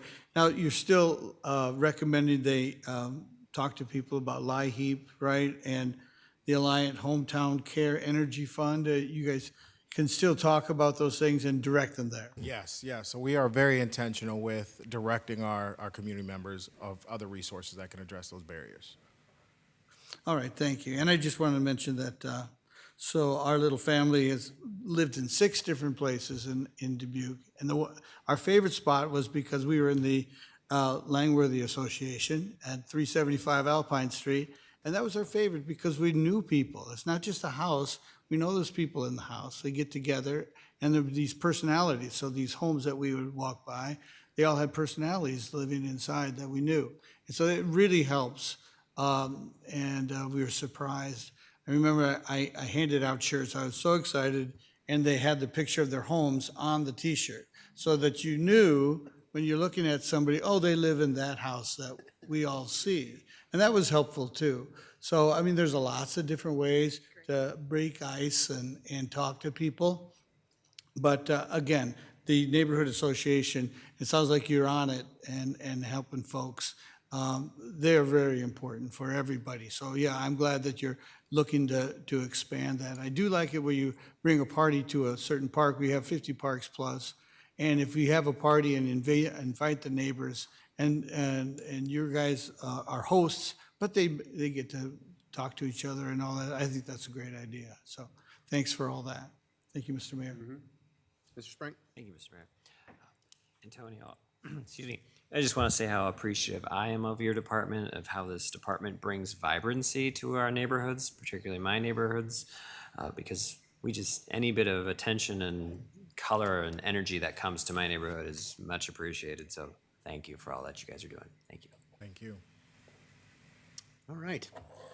Well, what a fantastic discussion tonight. I mean, the energy you brought tonight was, we felt it, and I know I did, so I really appreciate that. You know, it makes me think of something. You know, you described the department as the circulatory system. I like the anatomical references that we're making here. Looked it up. My favorite, though, was the Water Resource Recovery Center, I have to say, because he didn't say what part of the body it was, but anyway. But let me just, in all seriousness, you know, we talk a lot about, in this room, during this budget, about the things that we have to build. And we talk a lot about the things that you have to have in a city, and there's a lot of discussion about roads, there's a lot of discussion about infrastructure. Tomorrow night, we're gonna be talking about police and fire, those really important basic things you have to have in a city. But I've said over and over again, you know, you can build all these things, but if you're not building community, you don't have a very good place to live. And what you all just described to us tonight is this is not just money you're throwing at something so we can just feel good. That's not what it is. We are building a community that people want to live in. And what we heard tonight in the description of that, I am so thankful for. So thank you to everybody who spoke up about what that means to build community. I just want to mention a couple things that I love, and then I do have a couple of questions. I love the Volunteer Dubuque and college collaboration. Brittany, that was a great description, and we've been talking a lot about colleges, how we connect with our college students who are here. I appreciate Jeremiah from Loris. I appreciate hearing from you tonight. You know, that type of connection, I think, is essential, and to be able to build that is fantastic. The Adopt-A-Spot. I can't tell you how many times somebody has asked me to have some sort of a program like this where we can do things to clean things up, and especially this time of year when everybody can just like see all the trash because none of the leaves are there and all that, and it's a great opportunity to be able to do it. I want to see a neighborhood association in every single neighborhood in Dubuque. I think it could be the best thing that we could do. It doesn't actually cost any money to do it either. There's no cost to just start your own neighborhood association. So do it. You know, have a neighborhood association, and you know, I think about where I grew up. I grew up over by Kennedy Elementary School when I was a kid, and that's where, you know, we had a good neighborhood. It was nice, but I didn't know all my neighbors. Like even to this day, I can't tell you who a lot of my neighbors were when I was growing up. Even in a neighborhood like that, it's an established place, been there for years and years and years. We'd love to see a neighborhood association in that way. So every single neighborhood, I encourage you to start your own neighborhood association. Talk to Temwa and get that started. I think it'd be a really great thing to do. So neighborhood association question. I think I asked this and I can't remember the answer, so I apologize. Do we have a full city neighborhood association event where all the neighborhood associations can get together at an event in the year and like meet each other? Is that something that we've done or considered? I mean, not specific as far as an event. Like the National Night Out is an opportunity where all associations are invited to participate. But to your point, I guess it's conversation we've been having, and I think it was mentioned too, of how do we collaborate, more together. And so that's the direction we're looking. Because one thing Dubuque needs is more festivals and stuff outside. And I say that jokingly because I love the fact that we have so many of them. But I do think it'd be a great idea, to have these neighborhood associations who are the most active Dubuquers in a lot of ways getting together on an annual basis to understand what each other's doing, learn from each other. There are some neighborhood associations that do more than others. I think it'd be a really cool thing to have or mix into something else. So just a thought. Sorry, just going to add on that. So our neighborhood association workshops cater to that, also bring all the association leaders to have those conversations. So we actually have one tomorrow that's going to be from 3:30 until 5. But again, it's an opportunity for all the association leaders to meet together. We're going to talk about, we should have all the data collected from our University of Dubuque and Clark University students survey process that we can digest and kind of go over and just do a walk of like, here's what your neighbors are saying and here's what they're interested in. How can we leverage the data that we have to increase the engagement within our neighborhoods? And also just want to shout out as far as Taylor and Corey, they are bringing something pretty awesome this fall, and this was a great conversation we had also with other neighborhood associations outside of the city where we're collaborating and just like, hey, what's working out there? What can we bring here? That kind of thing. So excited about that. Great idea. Thank you for that. Yeah. All right. Last question from me here. So the Community Impact Service Program, I really appreciated the residents who spoke up about how that made a difference in their life. That was really great to hear. And do we have plans to expand this right now? Or are we still, you've called it a pilot program, and so where are we at with that? So right now, we want to make sure that we're doing things and they're running smooth right now. And so that's where we're at. We want to make sure that we're working out all the kinks, the pilot's hit, and we're doing it right. And if there's a need, that could be a potential right now. We know there's a need, but we have to consider capacity as well. Miranda and Brittany are just one individuals meeting with our community members. And so it's ideally, we'd like to, but we also want to make sure we do things well. Sure, and that's great. I appreciate that answer. But if we were to expand it, am I hearing you correctly that the cost of that would be a personnel cost? We'd need to be able to expand the capacity to be able to do more of that. I think there's opportunities to, we also live in a nonprofit world, so we like to save money. I think there's opportunities for partnerships, and so we want to explore those as well. But yes, capacity would be something that we consider to maximize our efforts. Excellent.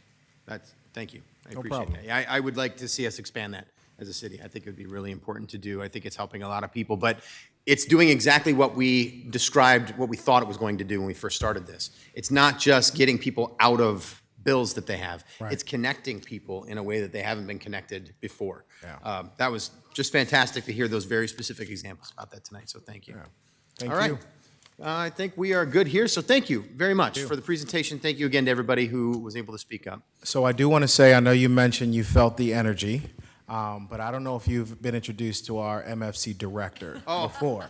And so I recall a few presentations, Antonio. I we do. went through this run-through before, and I tell you, I wanted to run through a brick wall after I heard her. I would like to introduce Ms. Lemaitre Murdoch here to And finish we us will. off. All right. Does she have walkout music? Does she have what? Does she have walk-up music? I think Lemaitre does need walk-up music. So officially, this is our fourth and last budget presentation of the evening with the Multicultural Family Center. So Lemaitre, with that, welcome. Hello, everyone, and how are you doing tonight? Tired? Yeah, I know. But we're going to get through this. My name is Lemaitre Murdoch, and I am the Executive Director of the Multicultural Family Center. The Multicultural Family Center, also known as the MFC, contributes to cultivating a thriving community by creating safe spaces of belonging through cultural sharing and empowerment. Oops, sorry. All right. And how we do that. Our mission is that the Multicultural Family Center empowers all families and individuals through cultural exchange, learning, belonging, and celebration.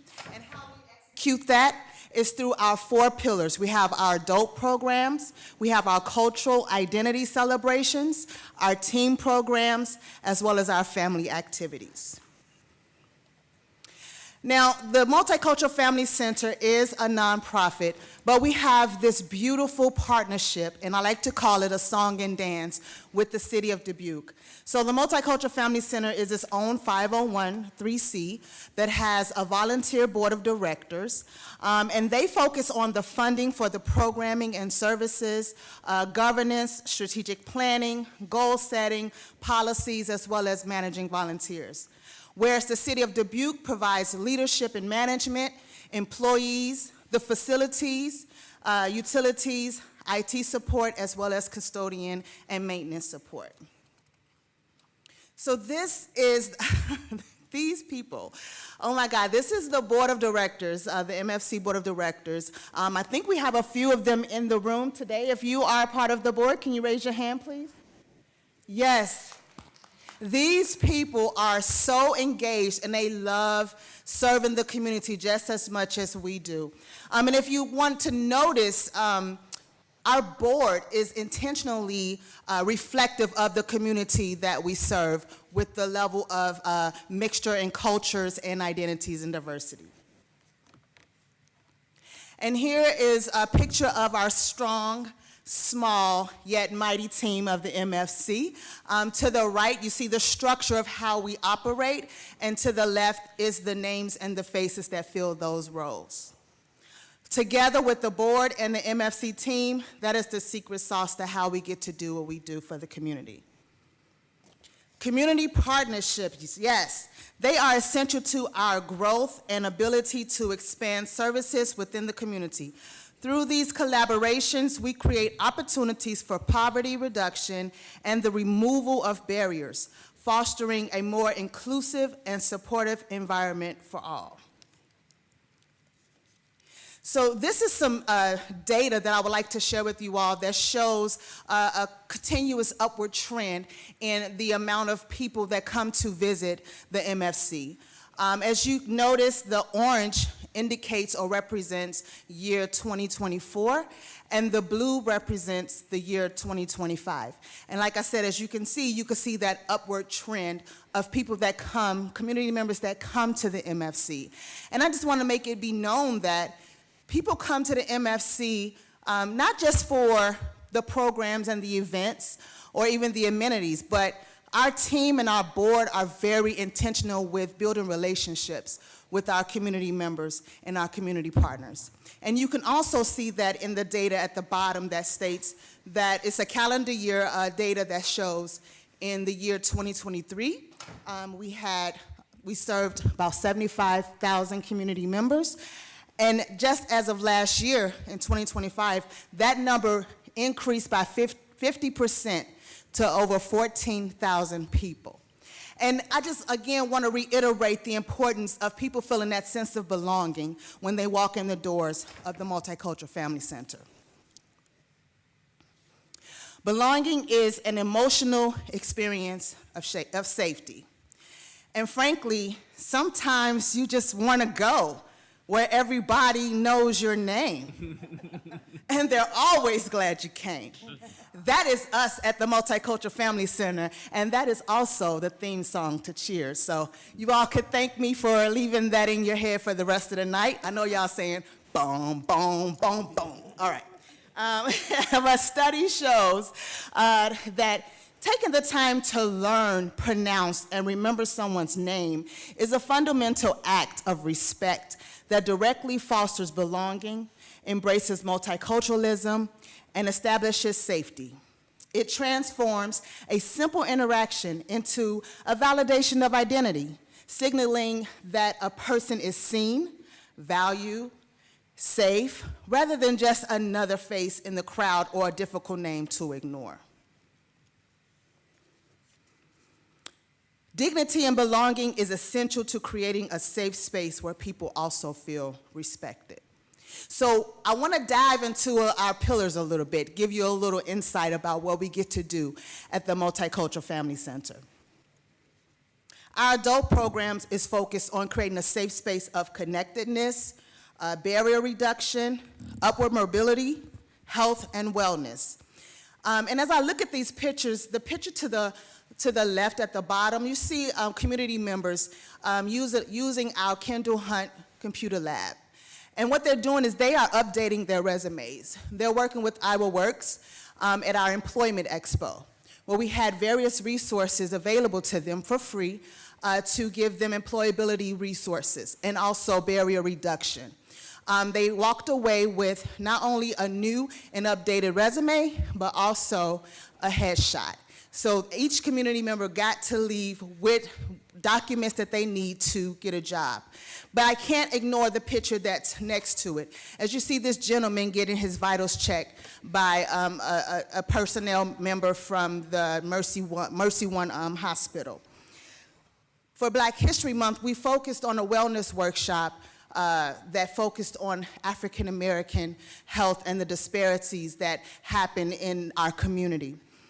We offered free health care screenings, and we also offered free 10-minute private virtual sessions with a physician for each community member. We partner with various health and wellness organizations within the community. And as I look at this picture, I am reminded of a conversation or a statement that a gentleman shared with me towards the end of the event. He said, "I have lived in Dubuque for 50 years, and this is the first time I've ever experienced an event focused on health, specifically African American health and wellness. Today, I felt seen.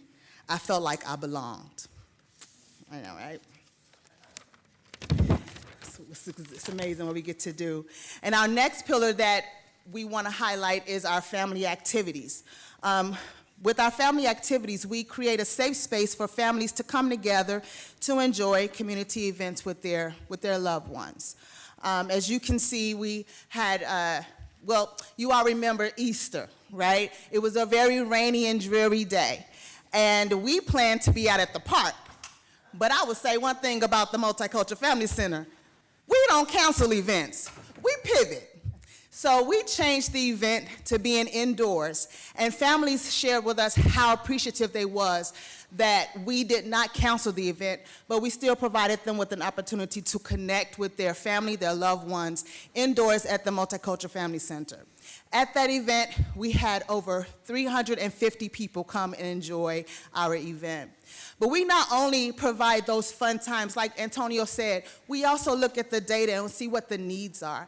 And so if you could recall earlier this year, when families were affected by their SNAP benefits being cut off or decreased, and them just having struggles with feeding their families, our phenomenal board came together and applied for a grant with the Community Foundation for a food pantry. And we were awarded that grant, and the MFC now offers a food pantry bi-monthly at the end of the month for our community members to come and get resources when food gets low. And we were strategic with doing it at the end of the month because that is when families tend to run low and get a little desperate. And we wanted to be that safety net and that resource and that support for families. So we do that as well. So we want to also highlight another pillar, which is our cultural identities and community events. And this pillar right here just continues to teach me more and more about the diverse cultures that we have here in Dubuque. If you look to the left, the top left, you see this family, these children, they're holding the Colombian flag. I wish you all could smell pictures, because what was really happening in that picture was we had a cultural cooking class in the kitchen where we partnered with a local restaurant called At Poppy's. And they were in the kitchen cooking up Colombian meals with our community members, with their family, telling their stories, their history about how they came up with these dishes, and they gave the community an opportunity to also taste those dishes. So those are some of the things that we get to do. We also recently had Celebrate Africa, where we identified Africa for what it is, and it is a continent. And we broke it up into all the different countries, and each country was able to be identified by its own culture, traditions, food, fashion, language, all of the differences that make it a country and not make it their own country. And so Africa is not looked at as a country, but as a continent. We also have a new cultural event that's coming up, May 16th, May 16th at 10 a.m., May 16th at 10 a.m. to 2 a.m. at the Multicultural Family Center. We will be having our very first Indigenous Heritage Celebration, where the tribe, what is it called? The Meskwaki, yes, tribe will be coming to do dancing and storytelling and all of those fabulous cultural things with our community and for our community. Because one thing that we do at the Multicultural Family Center, we don't celebrate for, we celebrate with. And so we allow people to be themselves, to celebrate themselves, to bring their identity and their culture to the forefront, and we get to enjoy that with them. We also get to have the honor and privilege of sponsoring different cultural events within the community. Some like Marshallese Constitution Day.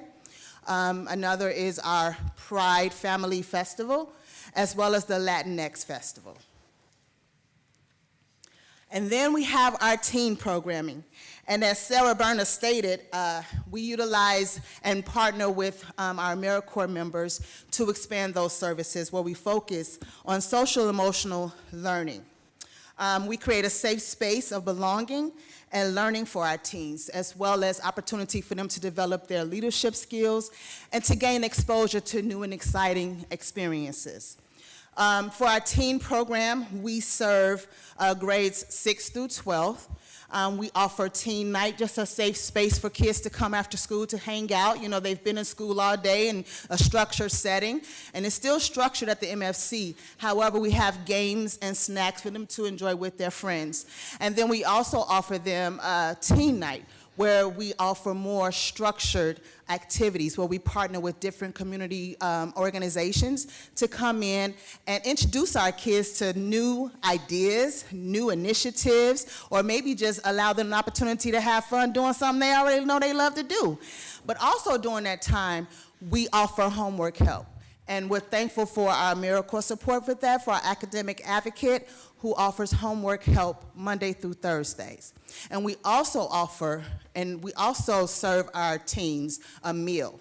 So our parents be loving us. Let me just go off track a little bit. So they love us because they come to the MFC, the kids get their energy out, they get homework help, they get to play, and they get fed.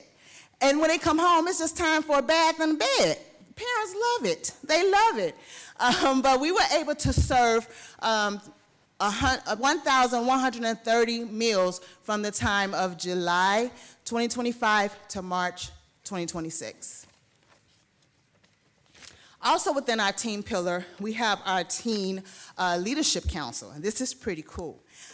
So we have, we call it the TLC, and their mission is to provide a platform for teenagers to develop leadership skills, promote cultural awareness, and make a positive impact in their community through collaboration, advocacy, and service.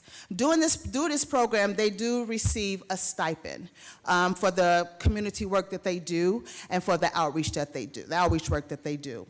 One of the outreach programs that they did, we partnered with the Office of Sustainability, and they did a downtown youth-led mobility assessment and bike giveaway project.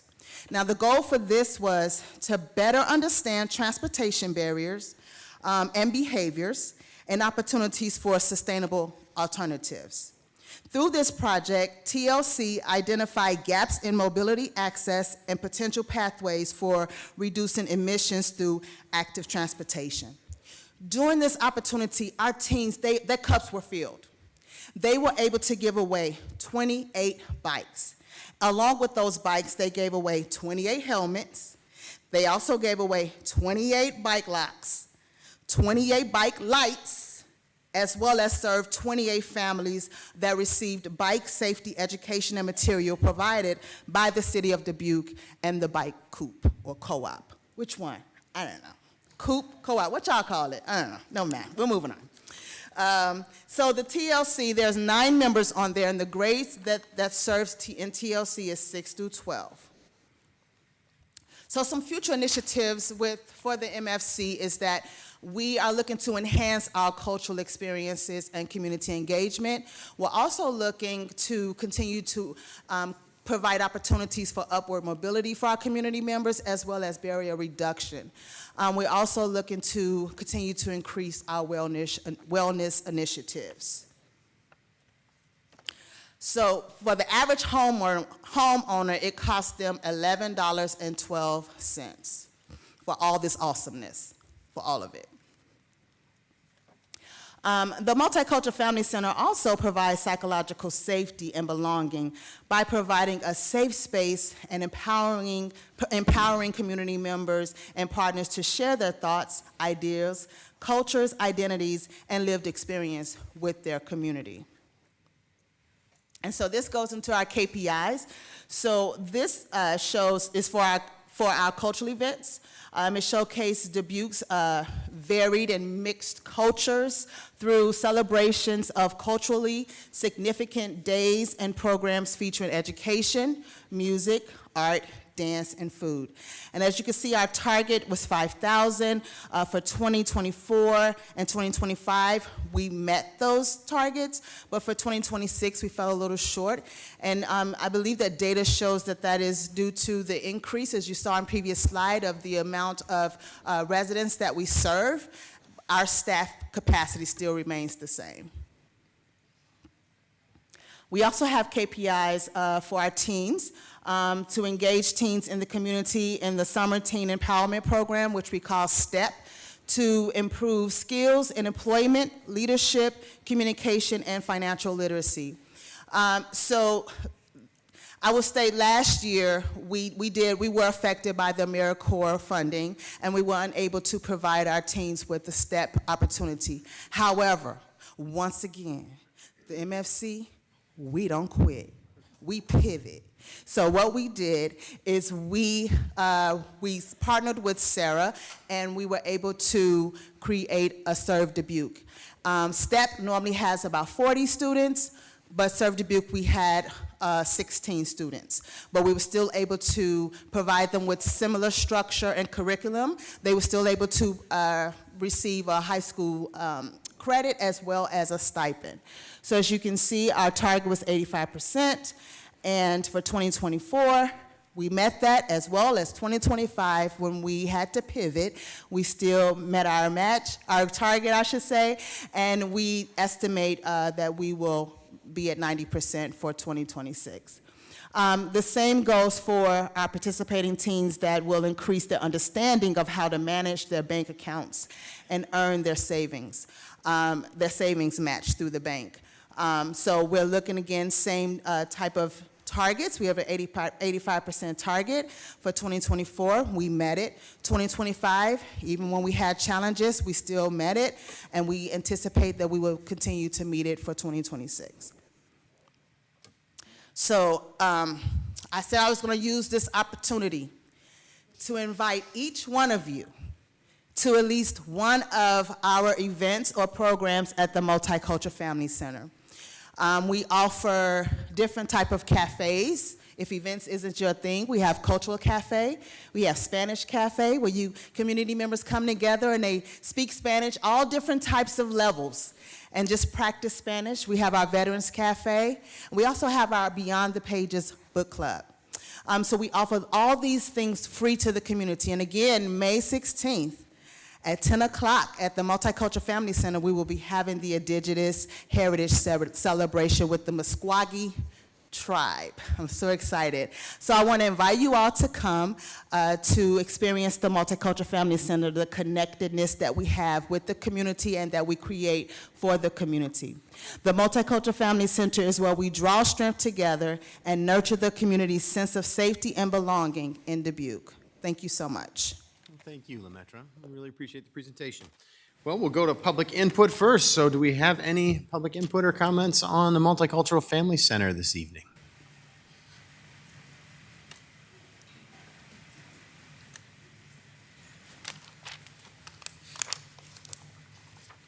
Could it be 1401 Henyon? I've been on the board for a long time. And I think until they pull me off, I will be on the board. We do fantastic stuff. You really have to come and experience it. Thank you to our city manager who helps serve when we have the turkey giveaway. We appreciate that. We appreciate you. Thank you. And several of you I've seen in there. So keep coming. It's a wonderful place. If you love to read a book and come join us, okay? Just anything. We would love to have you. Thank you. Thank you, Claudette, for your comments.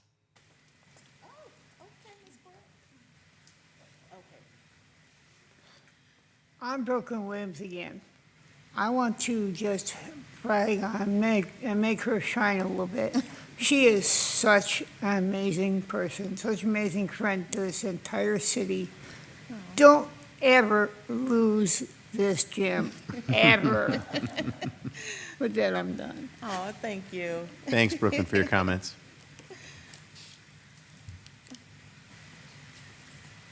My name is Jeremiah Allen again. I was one of the panelist speakers at one of the wellness events that they had, and it was my first time being introduced to the place fully. I knew what it was, I heard about it, but coming to speak and coming to be on the panel and coming to see the event and how it played out really reminded me a lot of this thing called Build Chicago. So for the most of my life, I grew up in poverty in Chicago, and we have a thing called Build Chicago.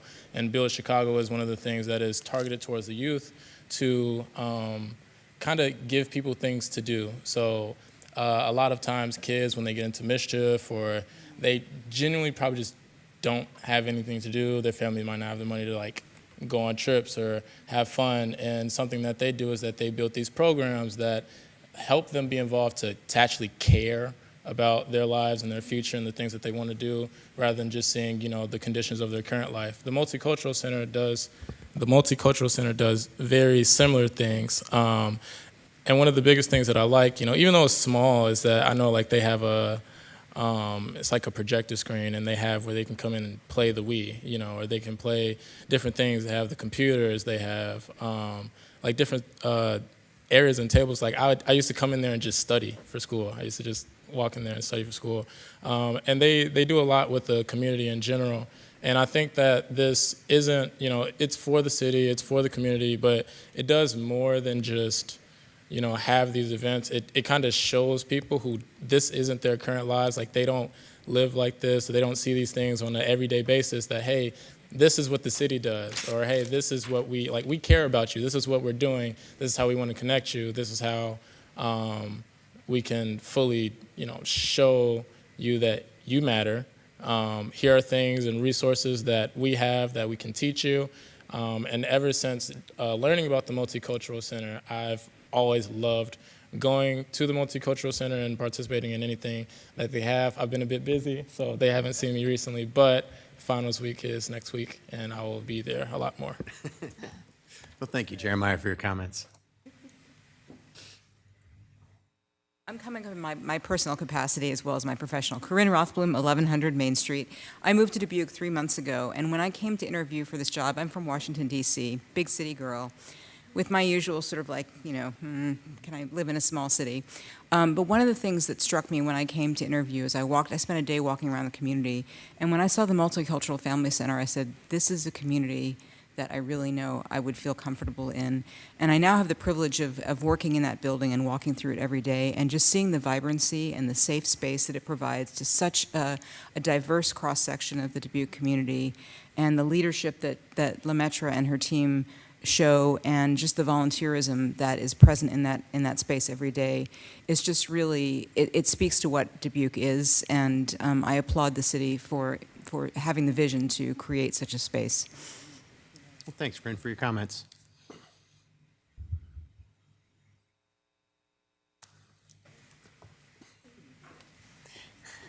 I just felt compelled to that. I needed to come share Tomo Piri. So I'm coming in the capacity as far as a community member. When speaking to the Multicultural Family Center, I moved to the city in 2009 from a random postcard. And so UD was Dubuque for me. until I was actually invited over to the Multicultural Family Center, where I started getting really connected to the community, and that's where I felt that sense of belonging ever since. Always was volunteering, and actually the assistant director at the time was like, hey, you know, we see you here all the time. Why don't you just make it official and become an official volunteer? And I was just like, I think I'm afraid of this commitment here. But she was like, well, you've been here all this many years. You might as well do it. But just wanted to share just how much I've appreciated as far as the Multicultural Family Center playing a role in me being here within the community. So, Thank you, Samuel, for your comments.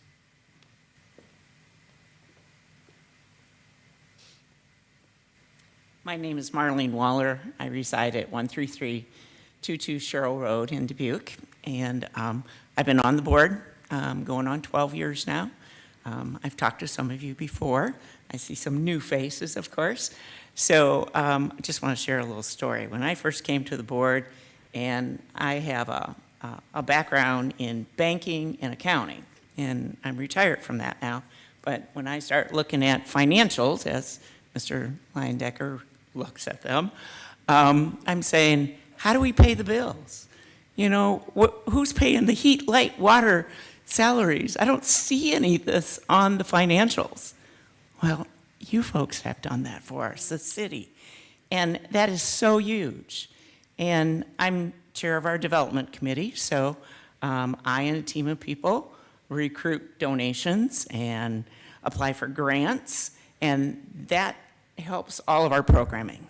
But we couldn't do it without you folks and helping us through all the maintenance and keeping the place going. We couldn't have a more lovely location. It is just beautiful, and it gets better every day. Thank you so much. Thank you, Marlene, for your comments. Anyone else this evening? All right, anybody virtually? All right, thank you. All right, I'll bring it back to us for discussion. Ms. Wethel. I said it earlier to the Human Rights Commission, but I think your board plays such a very unique role.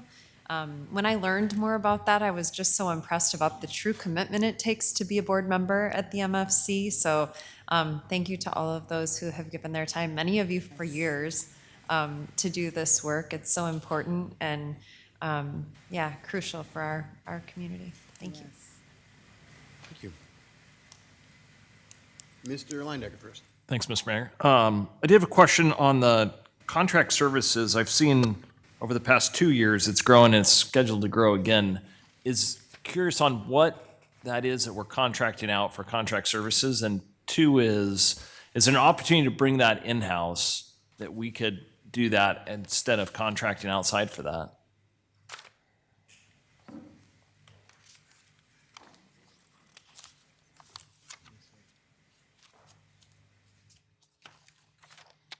What numbers are you referring to right now? Where's that? I think it's supplies and services. Give me 1 second.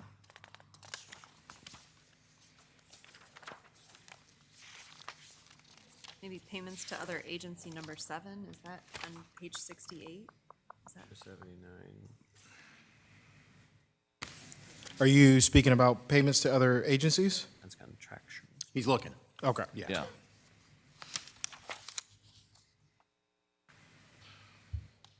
Well, I didn't write the page number down. Give me a second.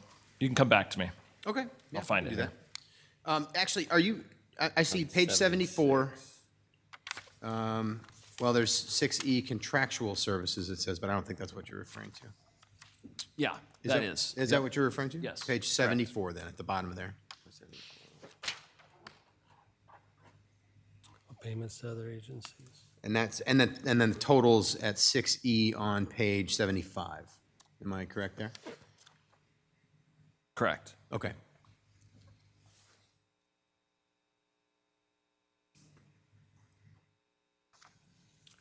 Big piece of that's IT recharges.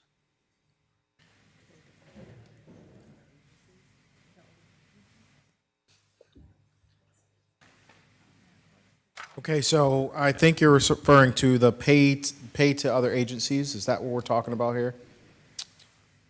It's under contractual services. Under 6E? Yes. Yes. Got you. Okay, and your question again? I was wondering if there's, one is, what is that? What are we paying for there? And two is there an opportunity if I was assuming we're going outside for that service, meaning outside the city. So if we're contracting outside, is there an opportunity to bring that in-house? Great question. Great question. So the payments to other agencies is our initial match for the AmeriCorps program. And what we are working to do is right-size the program. Right now, if you do it by dollar, last year, I believe AmeriCorps, we were at a rate of $2.50, and this year we've gone to $3.50. And so that's where that increase is coming from, is the increase in wage and right-sizing so that our partnerships across the board are more fair. I see. And is there a grant program associated with that, or it's just for the AmeriCorps program? For our AmeriCorps program. Okay. Yep. But it's because we get an AmeriCorps grant. Correct. We have to provide some type of funding To match be those, eligible for the grant. to match the federal dollars, correct. I see. Okay. Thank you. Yes. That was a team effort. Thanks for clarifying. All right, Mr. Frank. Thank you. So I actually have no real questions. Well, I kind of do, I guess. I know over the years, I've been advocating to try to get you some more staff because there's a lot going on down there all the time. And it's hard to not burn out your staff that you have if we can just get you more staff. So I get it. We're kind of trying to keep our budgets tight. So just please keep asking for that because it is amazing the amount of work that comes out of the MFC. For example, my nonprofit organization was birthed out of MFC, and we're extremely appreciative of our partnership, and how we want to keep that going on.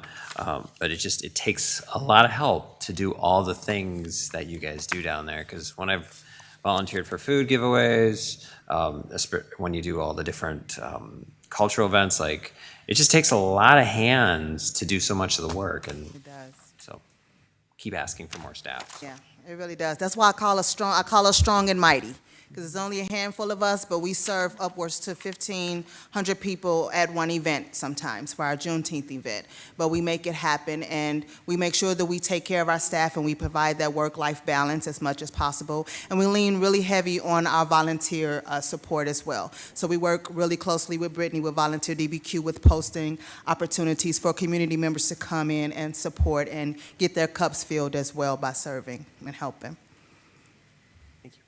Mr. Resnick. Thank you. So I have May 16 on my calendar. Thank you. And I have to tell you that, every event that I've been is so vibrant down there. They're very welcoming, of course.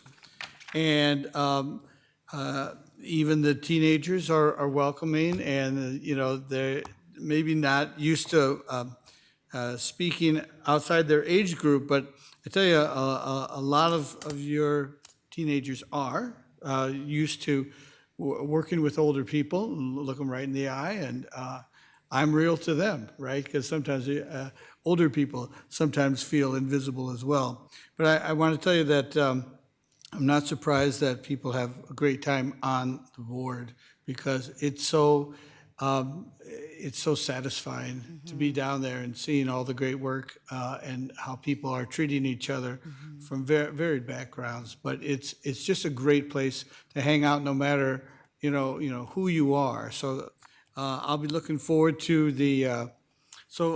My wife is part Shawnee, and she's always been interested in different Indigenous peoples' events.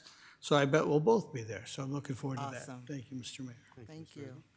And sometimes you just want to go where everybody knows your name. Yeah, Mr. Staver. Yeah, I just want to say thank you as well for all that you guys do down there. What I keep hearing over and over is that you're providing hope for people when they need it the most. So that's so important, and I appreciate that. And when you guys were talking about, or Tyson brought up, was that 6E you were talking about, or 6C? I couldn't understand. E. Okay. Yeah, so I have a question in that group too. So with the IT recharges, is that sort of like a stepping up thing? Just the amount that's jumped up from 3,600 to over 21,000? Or is that an actual? So that's equipment replacements. Oh, okay. Yeah. Okay, I got you. All right, thank you. All right. Any other questions or comments here? Are we good? Okay. Well, Lemaitre, thank you so much for leaving us on a very energetic exit. Yeah, Antonio, please, go ahead. I apologize. Tim Wall just keeps texting me. I just want to note that this collaboration with this event coming up was a collaboration between a neighborhood association and the Multicultural Family Center. Yeah. I wanted to make sure we gave that credit because our neighborhood association does really good work. And again, Tim Wall was texting me. He was blowing up your phone. That was it was a useful time to text there, Tim Wall. Thank you very much for doing that.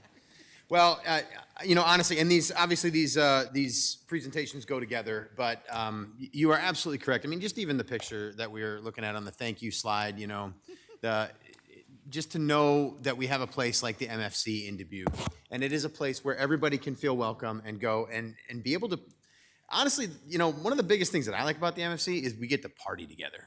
And I love that about the MFC and all the different things we do. I just love showing up and seeing something that was there and started as a small event, and now it's just the biggest that it's ever been, and you get to see so many people do those things. I could smell some of those pictures, actually, so I appreciated you bringing that up. It's such a great thing to have in our community, and it doesn't happen easily. It doesn't happen without really dedicated volunteers, a really dedicated board, really dedicated staff. So thank you very much for everything that you're doing, and I do think it's a absolutely wonderful thing for us to continue to fund as a city of Dubuque. So I'm looking forward to voting to do that very soon. Thank you. Thank Appreciate you. Thank you. Yeah. Still with the clapping for the presentations. I'm loving it. All right. Well, actually, I was about to adjourn us, but do we have anything that we need to talk about? We had a nice discussion last night, but we have one more action item there to be able to discuss anything else that we might want to discuss to hold. Or we're good? Okay. We appreciate that. Well, in that case, we have no further business on this agenda, so we will be adjourned until tomorrow night at 6:30 for our final group of departmental budget hearings. Everybody have a good night.